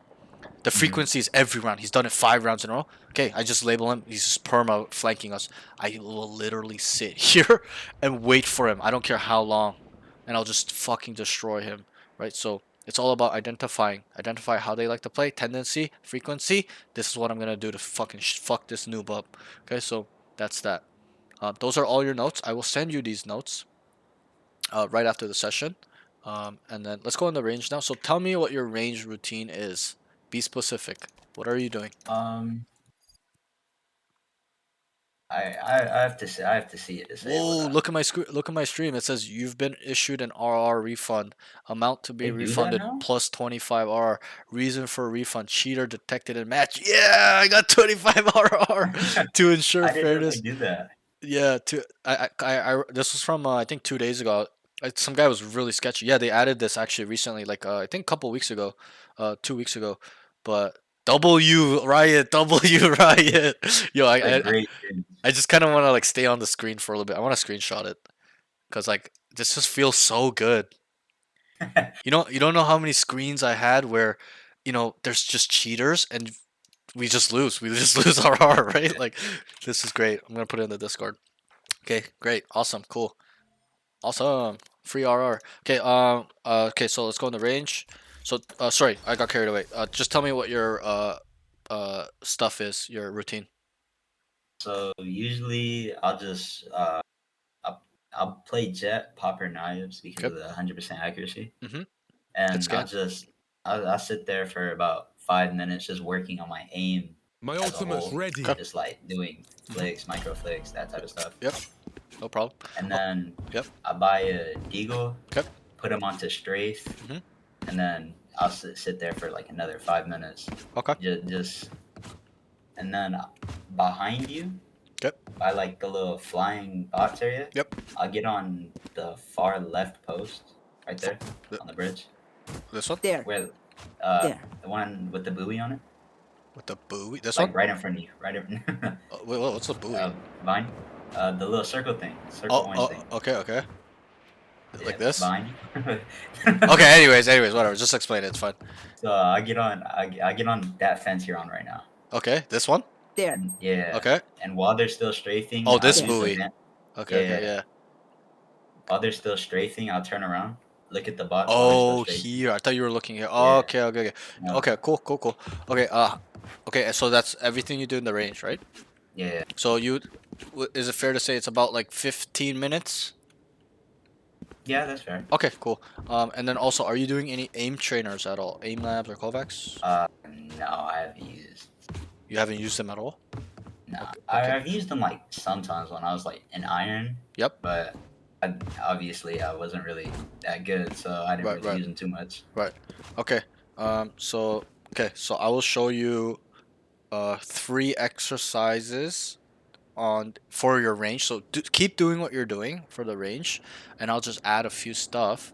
Okay, and then also okay, in terms of aim trainer, it's quite important. I can't emphasize this enough. It's quite important that you at least use aim labs. Because I understand Okay. Kovacs is paid. It's $10. You got to pay $10, not per month. It's just one-time fee. I also have a link that my Discord student showed me where you can buy it for like $5 if you need it. Let me know. I'll send that to you, Kovacs. Alright. But it's very crucial that you add aim trainer plus the range, and then also DMs. How many DMs are you doing a day, or TDMs? I do around 2 a day. Yeah. Around give or take. 2 a day. Okay, Yeah. not so bad. With the time you have, I'm trying to think. So you have about 4 hours a day. So yeah. So it'll be a little bit difficult for you to kind of just work on aim only, but I think it's actually kind of what you need right now. I'm gonna be brutally honest. Like, um, is you to just kind of work on your game sense and aim. Hmm. Like to a T. I'm saying being like consistent, work on it, and then kind of lay off it later. But yeah, you definitely need that now. So what I would recommend we do. So this is usually a general Valorant player's training routine or schedule. Usually, what happens is they'll do their aim trainer first, whether it's Kovacs or aim labs, right? 40 minutes Uh-huh. to an hour. Then they'll get in the range for about whatever, however long, doesn't matter. They'll do their range routine stuff. Then they'll warm up with a DM for 1 to 2. I don't recommend going more than 2 games before you play, but do one DM, then start playing, right? And then usually there's something at the end there too. So what I'll explain how I used to Kovacs in the morning, 40 minutes to an hour. Then I would do my range routine, 20 minutes to 40 minutes. Then I would do one DM usually, and then I would start playing for however long. Then I would Hmm. cool off. Like let's say I stop want to play, right? I'm just tired or whatever, or I leave some Yeah. time before I sleep. I would DM a lot or TDM. Even to this day, I kind of do TDMs and DMs. Not so much lately, but even last month I was doing a lot. But um, Hmm. I would do 10, 5 to 15. If I have a lot of time, I'll do 20, 10 each, 10 DMs, 10 TDMs. And obviously you don't have that time, but it's important that you have some sort of set schedule in terms of the way you warm up and play. So what I will recommend for you is that you do aim labs, and you don't need to do an hour 40 minutes. Okay, some Hmm. people like to only stay in the range, but to me it's you're actually going to spend more time. Okay, but so for Okay. you need to do um, aim labs, probably not maybe an hour like most people do, probably about 30 minutes. I would suggest 20 to 40 minutes. Okay, is the key. I know it sounds like a lot, but you got to do what you got to do to improve, right? Yeah. But that's that. And then also after that, come in the range. I'll show you a little bit of an add-on in terms of your range. So then you do that. Then you do one DM. You don't need to do two. Just do one. Play, and then at the end, you don't need to. I'm not gonna make you do multiple routines, because you don't have time. You have 4 hours a day. So, well, Hmm. I don't know how much time you have to spend, but that's how much you spend on Valorant. So, I um, I have a little bit more time to spend okay, just like okay. So endeavor. then, I would definitely recommend you do aim training then at least once a day. Uh, All right. in the beginning before you play. And then as that gets too easy or you want to get really, really good, then you got to do twice a day. But aim labs, range, one DM, play, and then I would just for you finish it off with like 5 DMs plus five, All or right. no, maybe maybe not five, maybe like 4 DMs and then 4 TDMs, so like 8 total. It should only take you like probably like what 50 minutes, 1 hour. It's All right. fun too, right? You're playing the Valorant, you're shooting around, shooting Yeah. people in the head. And when I mean play TDM and DM, I don't mean run around, sit in a corner, play Cypher and play off traps and TDMs, like stuff like that, or sit in a corner and DM and just sound horror. Okay, Yeah. when I just run it down usually. right, when I say play, I mean 100% effort in your aim. Like you're shitting on people, like trying really hard to destroy people, instant deletions, top fragging in the DM, at least being top three, TDM always being match MVP or trying your best to, stuff like that. Like 100% effort, bringing that intensity, right? Treating it like a real Yeah. game. So that's how I would like you to do it. So are you willing to do aim labs or get Kovacs? I could do aim labs. Okay, because that one's free, so most people settle for Yeah. that. I will say though, Kovacs is the superior thing. I did both. I started with AimLabs and then I moved to Kovacs because my friend showed me the playlist that I use to this day that got me to Hmm. Immortal, and I sent to all my students. It's in my Discord and I sent to everybody for free. I don't charge nobody. Okay, but Yeah. it's superior. Like you'll see, bro. You do Kovacs for a week straight, you're gonna be like, "What the fuck did you just show me?" Like I'm not even joking. I got that all the time. They're like, "Yo, this playlist is so crazy good. It's making my aim crazy, and it made my and I know it works not because I'm trying to sell it or anything, because I used it and it made me Immortal 3, and I was like, what the fuck? Like I saw my aim change drastically. So if you can do that, I'll send you the playlist. If you can't, it's fine. I developed my own aim labs. It's not a playlist, but I have screenshots of stuff you need to kind of use. So then I can send you that stuff. You can kind of work on those things. I'll just touch on this. The three main mechanics for Valorant are you really only need to focus on flicking, okay, and micro adjustments, and then tracking. That's pretty much all Valorant takes. So once you practice these stuff, just those three, then you're pretty good. But yeah, the main thing though is you're an athlete, so I can talk to you about this. Okay, you know what progressive overload is? Hello? Yup, yup. Yeah, I do. Okay, good. So you know what progressive overload is, right? It's the main mechanic of bodybuilding, right? Building muscles, Yeah. getting jacked, getting physique, getting chiseled, getting that size you want. Is you gotta increase, and you're a football player, so you know this. If you want to get stronger, what do we have to do? Do we take it easy for the next week? Once we go to the gym one day? Yeah, I take days in between. Sure, but I'm just saying, like, are we gonna just lay around and do nothing? No. Okay, Nah. we're gonna actively increase the weight, right? If you want to get stronger in your bench press, your squats, you're not gonna stay on the same weight. You're gonna go push yourself. You're gonna do Yeah. more. It's more intense. So that's the same thing with aim. Why? Because aim is a physical act. We're using our fingers, our arms, our our neck, our delts, our biceps, our triceps. Okay, a little bit of our core, a little bit of our lats. Okay, our shoulders. So our traps. So it's all connected, and you know that you're an athlete. Our muscles are all connected, right? So it's a physical act, so that's why we gotta add progressive overload, not only to weightlifting, but aim as well. That's the only way you get faster and faster, right? Sprinting is the same thing. I used to run all the Yeah. time. Did I get faster by sprinting once a week? No, I literally Nah. sprinted fucking twice a day, every fucking day. And with weightlifting, right? The intensity is so crazy for football players. I know that. Even though I'm Asian, people are like, "Oh, Asian football player, blah blah blah." Okay, but I got that my whole life. But I was always really fast. I was quick. I was tough. I was super strong. Okay, people could not get me on the ground very easily because I was a running back, stuff like that. But um, that's that. Okay, so yeah, let's work on the progressive overload with our aim training as well. Push yourself to go faster. Okay, so I'll quickly show you this stuff. The first, how's your movement? Um, I'd say relative to my aim, it's kind of Okay, bad. so then I'll show you this. Okay, so this is what I like to call billboard to billboard. And then if you have struggle kind of applying it, just go back to the VOD and watch how I did it. So I'll do it slowly. So in this game, there's no mechanic called counter strafing, like in Counter Strike, where you go AD, AD, AD, AD, AD, AD, and you're accurate. Okay, and you know what dead zoning is, right? Yes. Yeah. Okay, so in this game, that's all that there is for mechanics in terms of making sure we're accurate. Is we got a dead zone. We got to swing, stop, shoot. Okay, and obviously I'm doing that slow. It's gotta be together where I'm like swing, dead, swing over here, dead. This guy dead, this guy dead. Okay, so this will train that. So there's two parts to it. So the first part is billboard to billboard. We're gonna shoot here, be parallel with the wall, as in stay straight. So we're gonna shoot, move. We're gonna dead zone, come, shoot, come here. Okay, and come here, shoot. Then we're gonna come here, shoot. I'll show you 5 times. And we want to stop near the same spot, okay? Come here, shoot, come here, shoot. Right, we did 5 times, right?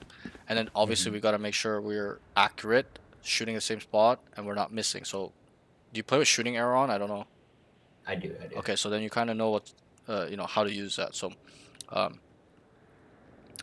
so we went from there to there, right? Now we're gonna cut it in Yeah. half. So start here, here, there. So it looks like I'm moving, but I'm not. Oops, let me just move my keyboard a bit. I'm not in the playing position right now. But you see how I'm kind of, it looks like I'm moving, but I'm not. Like, it's just like a counter Yeah. straight.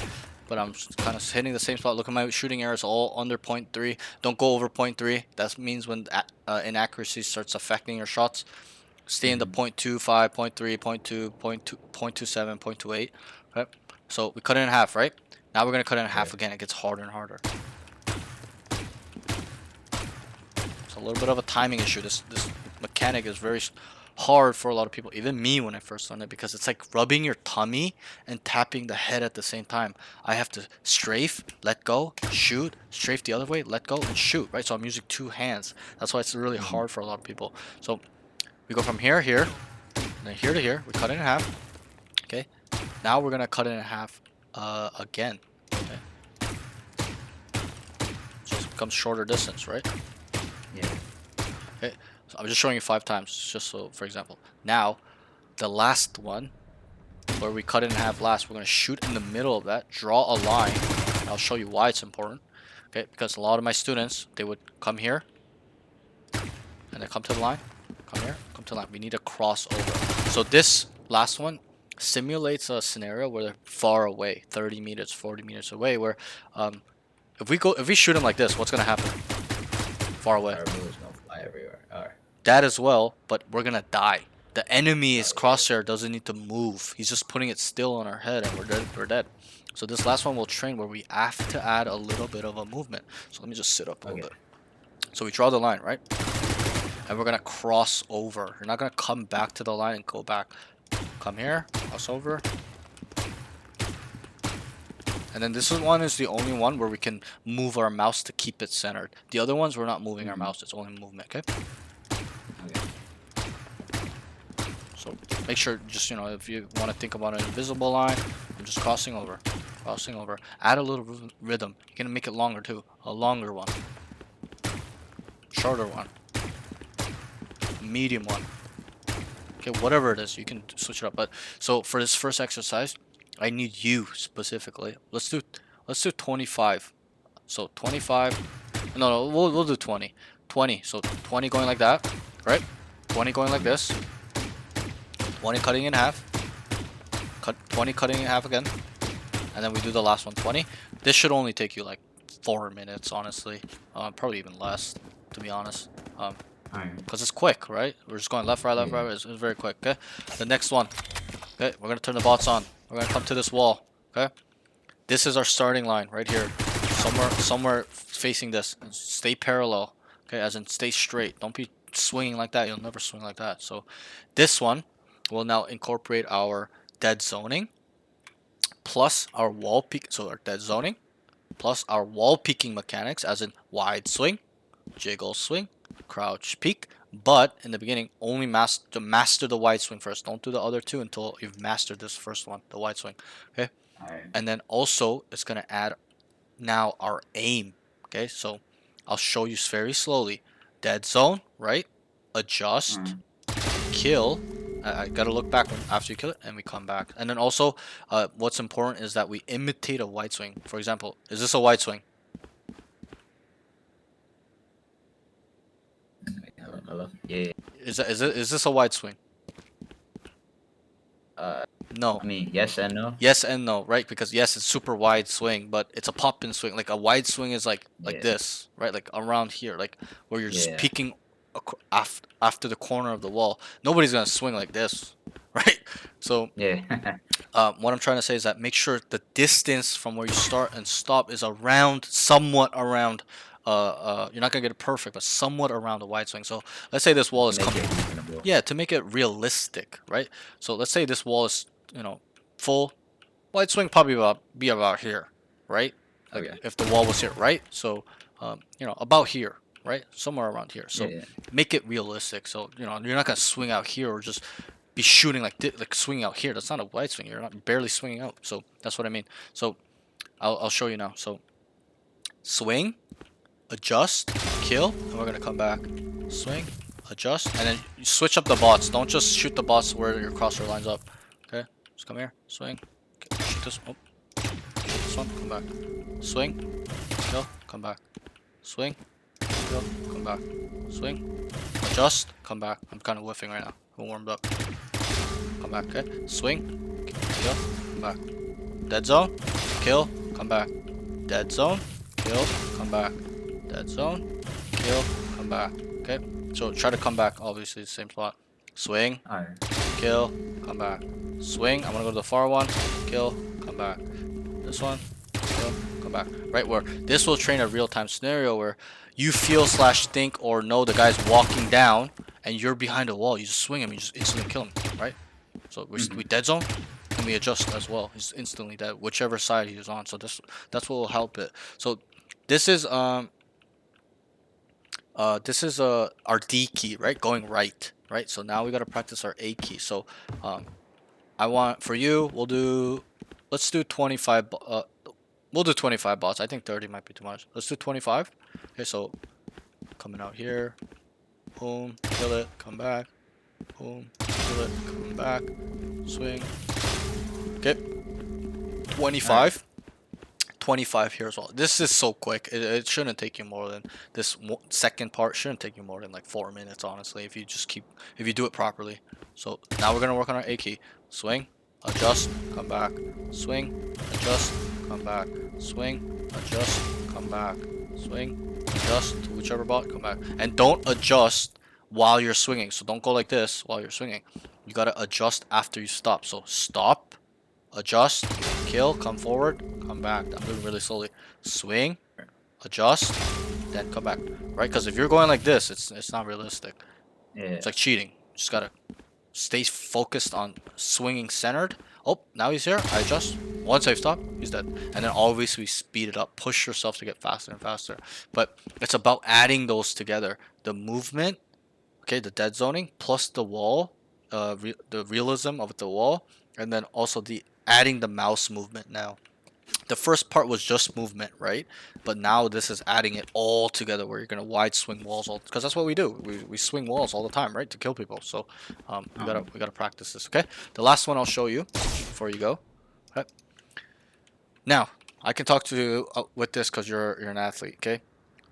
Have you played basketball at all? Yeah, I played a little here Okay. and there. When they teach you to shoot basketball in Pee-wee or whatever, where do they teach you to look when you shoot the ball? Do you know? Backboard. Where else? I never played. Okay, I okay. never So played Pee-wee. I'll just tell you. They teach you to look at the back rim when you're shooting, right? When you're trying to bank like not bank off the shot, but swish, right? They tell you to shoot at the back of the rim. Maybe I should give you a football example. When you throw the football, where do you look? Do you look at where the guy is or where he's going? Where he's going. Where he's going. You gotta lead him with the ball, right? So Yeah. what I'm trying to say is that there was a time when 2 years ago in my peak where I was obsessing, and I wasn't at my peak, but I was getting there, and I just started doing aim trainers and stuff, and I was obsessed over aim. I was like, how do I get magnet like aim? You know, this probably would fall under the calm aim. So back then there was no such thing as called calm aim.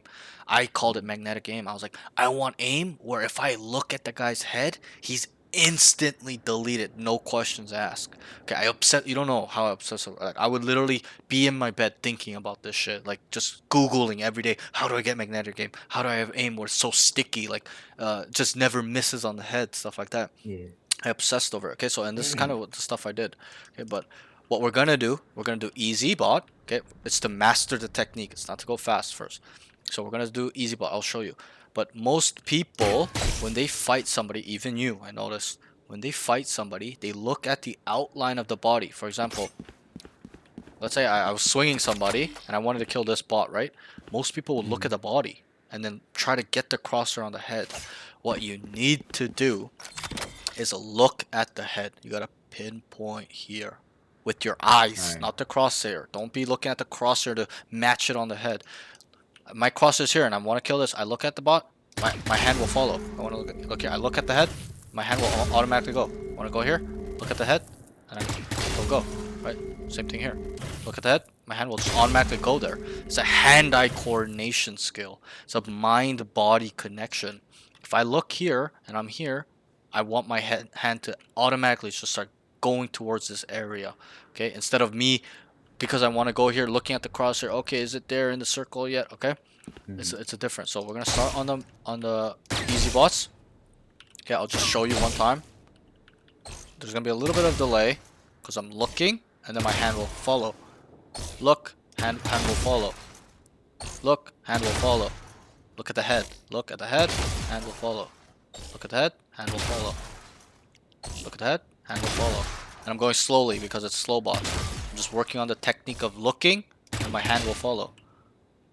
Look, hand will follow. Look, hand will follow. Look, hand will follow. This takes a lot of focus. You gotta focus on the head, the eye. Yeah.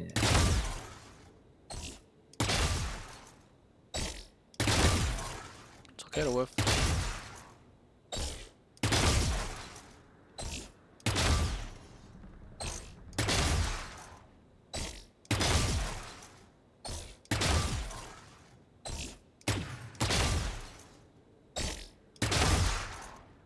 Look at the head, and we'll follow. Look at the head, and we'll follow. Look at the head, and we'll follow. Okay, you see? So, Yeah. my general rule is 4 strikes and you're out. So, if we get 27, okay, it means complete. So, for example, first time we got 27, good. You did it one time. Okay, second time, we do it 26. It's not good, not complete. Okay, we need to do this twice. So let's say we got 27 first time, 27 second time, done, complete. You did it 2 times. So the general rule is 4 strikes, you're out. If you get anything under 27, you get 26, not complete. You gotta do it again. Okay, with the technique, not just killing the bots. You gotta use the eyes. Okay, don't cheat yourself. Okay, and then so we're gonna go too easy, and that's the same rule on medium. Don't go hard yet until you master these two.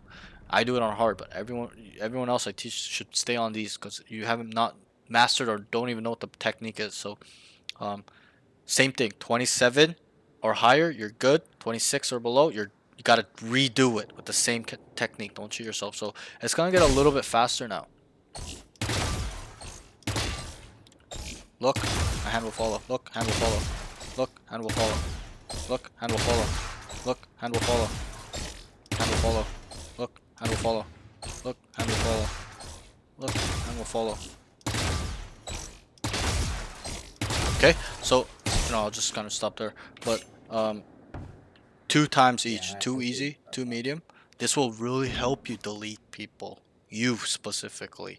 Okay, you're gonna develop good sense of instant deletion because you look at you look at the guy's head, your hand will follow and delete them. And now, last thing I want to touch on this exercise is that you're not only doing this in the exercise with the bots. You're not only looking at the bots' head.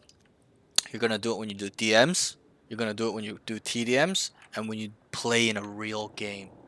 Now, when you see people peek or you look at the outline of an enemy, or like you see an enemy there, don't look at the outline. Pinpoint their head and delete them. Okay, and you'll instantly delete them now, bro. This will be really good, even when you do this one. But that's that. So, you have any questions or concerns or anything like that? No, not really. Okay, good.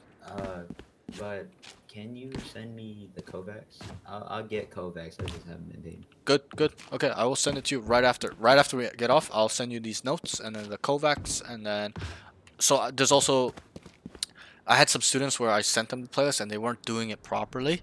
Like 3 weeks go by, I'm like, what's wrong with your aim? Like, why are you shooting like this? Like, are you doing the playlist? And they're like, yeah, I'm doing it. I'm like, are you sure? They're like, yes. So I'm like, next week we're gonna watch you do it. So I watched them do it, and they're not doing it properly. I watched them and make them focus on the things I want them to focus on, and I made them play a game after, and the difference is night and day. So what I'm gonna do is send you those 2 videos too. You don't have to watch them, just skim through them, see what I talk about in the playlist, where so that you know how to do it properly. Okay, there's a difference between doing it, just going through the motions of getting it done, and doing it properly. Okay, where it will benefit you in your improvement. So I'll send those 2 videos as well, the notes, round specifics, notes, stuff like that. Overall, really good session. Okay, remember when I asked you what do you want, right? You said I want to be immortal, to be a content creator. Now there's a follow-up question. This is the last question, okay?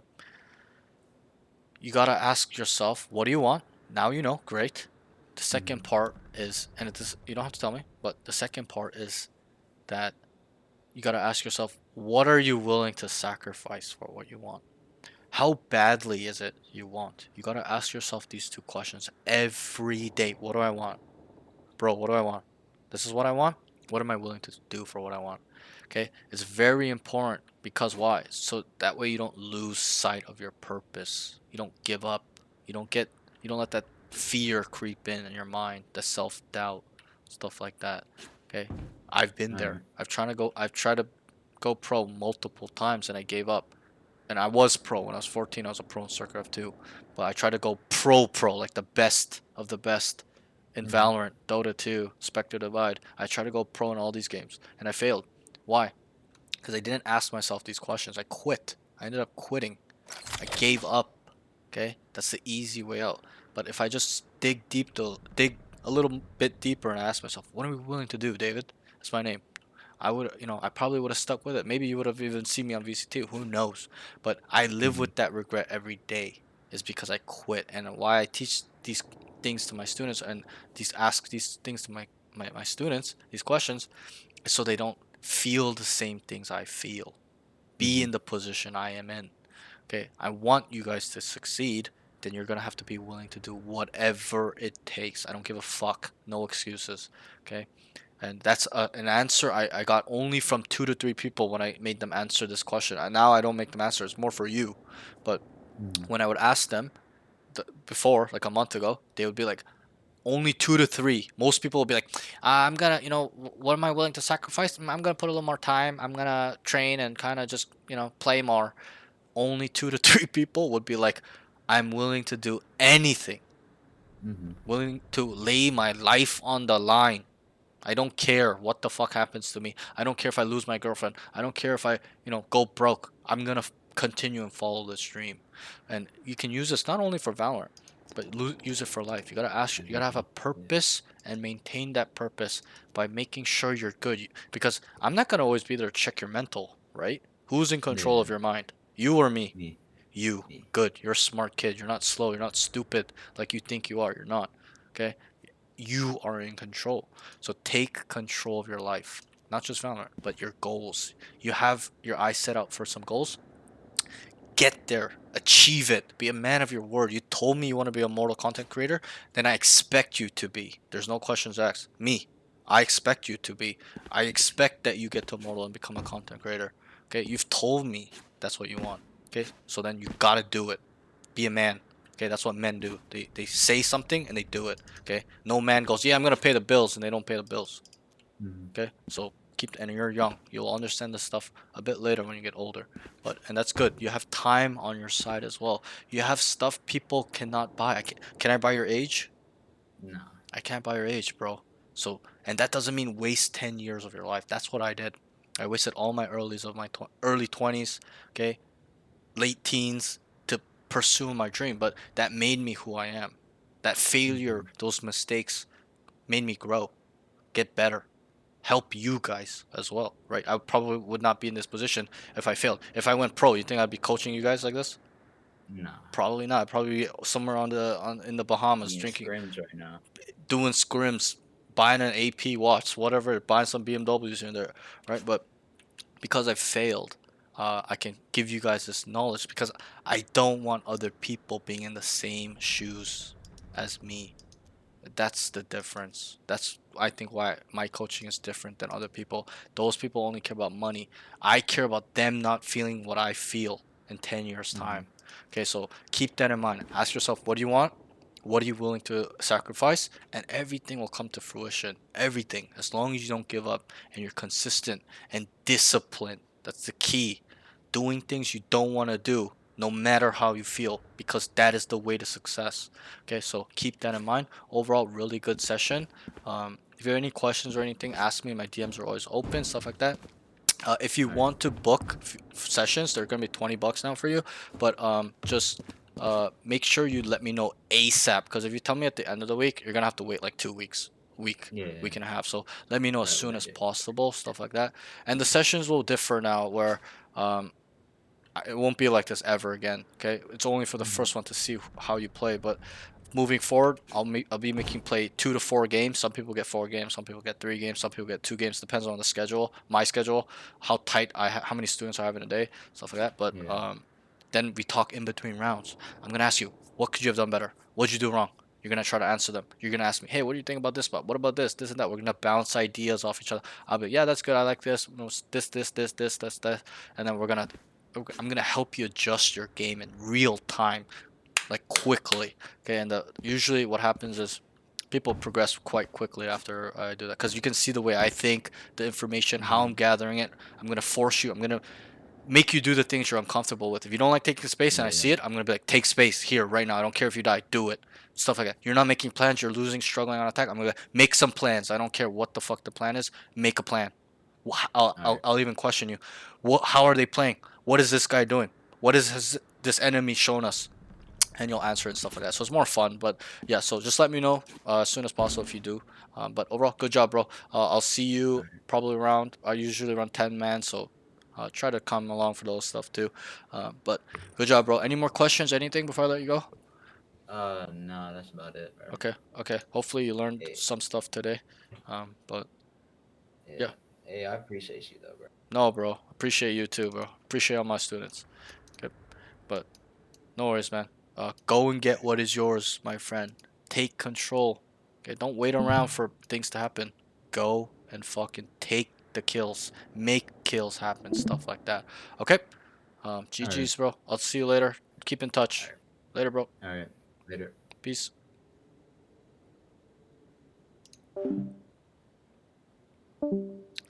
Alright. Cozy, you ready, bro?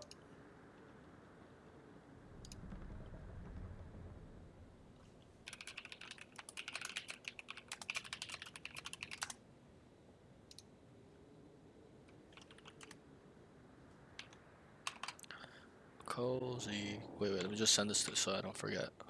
There's one time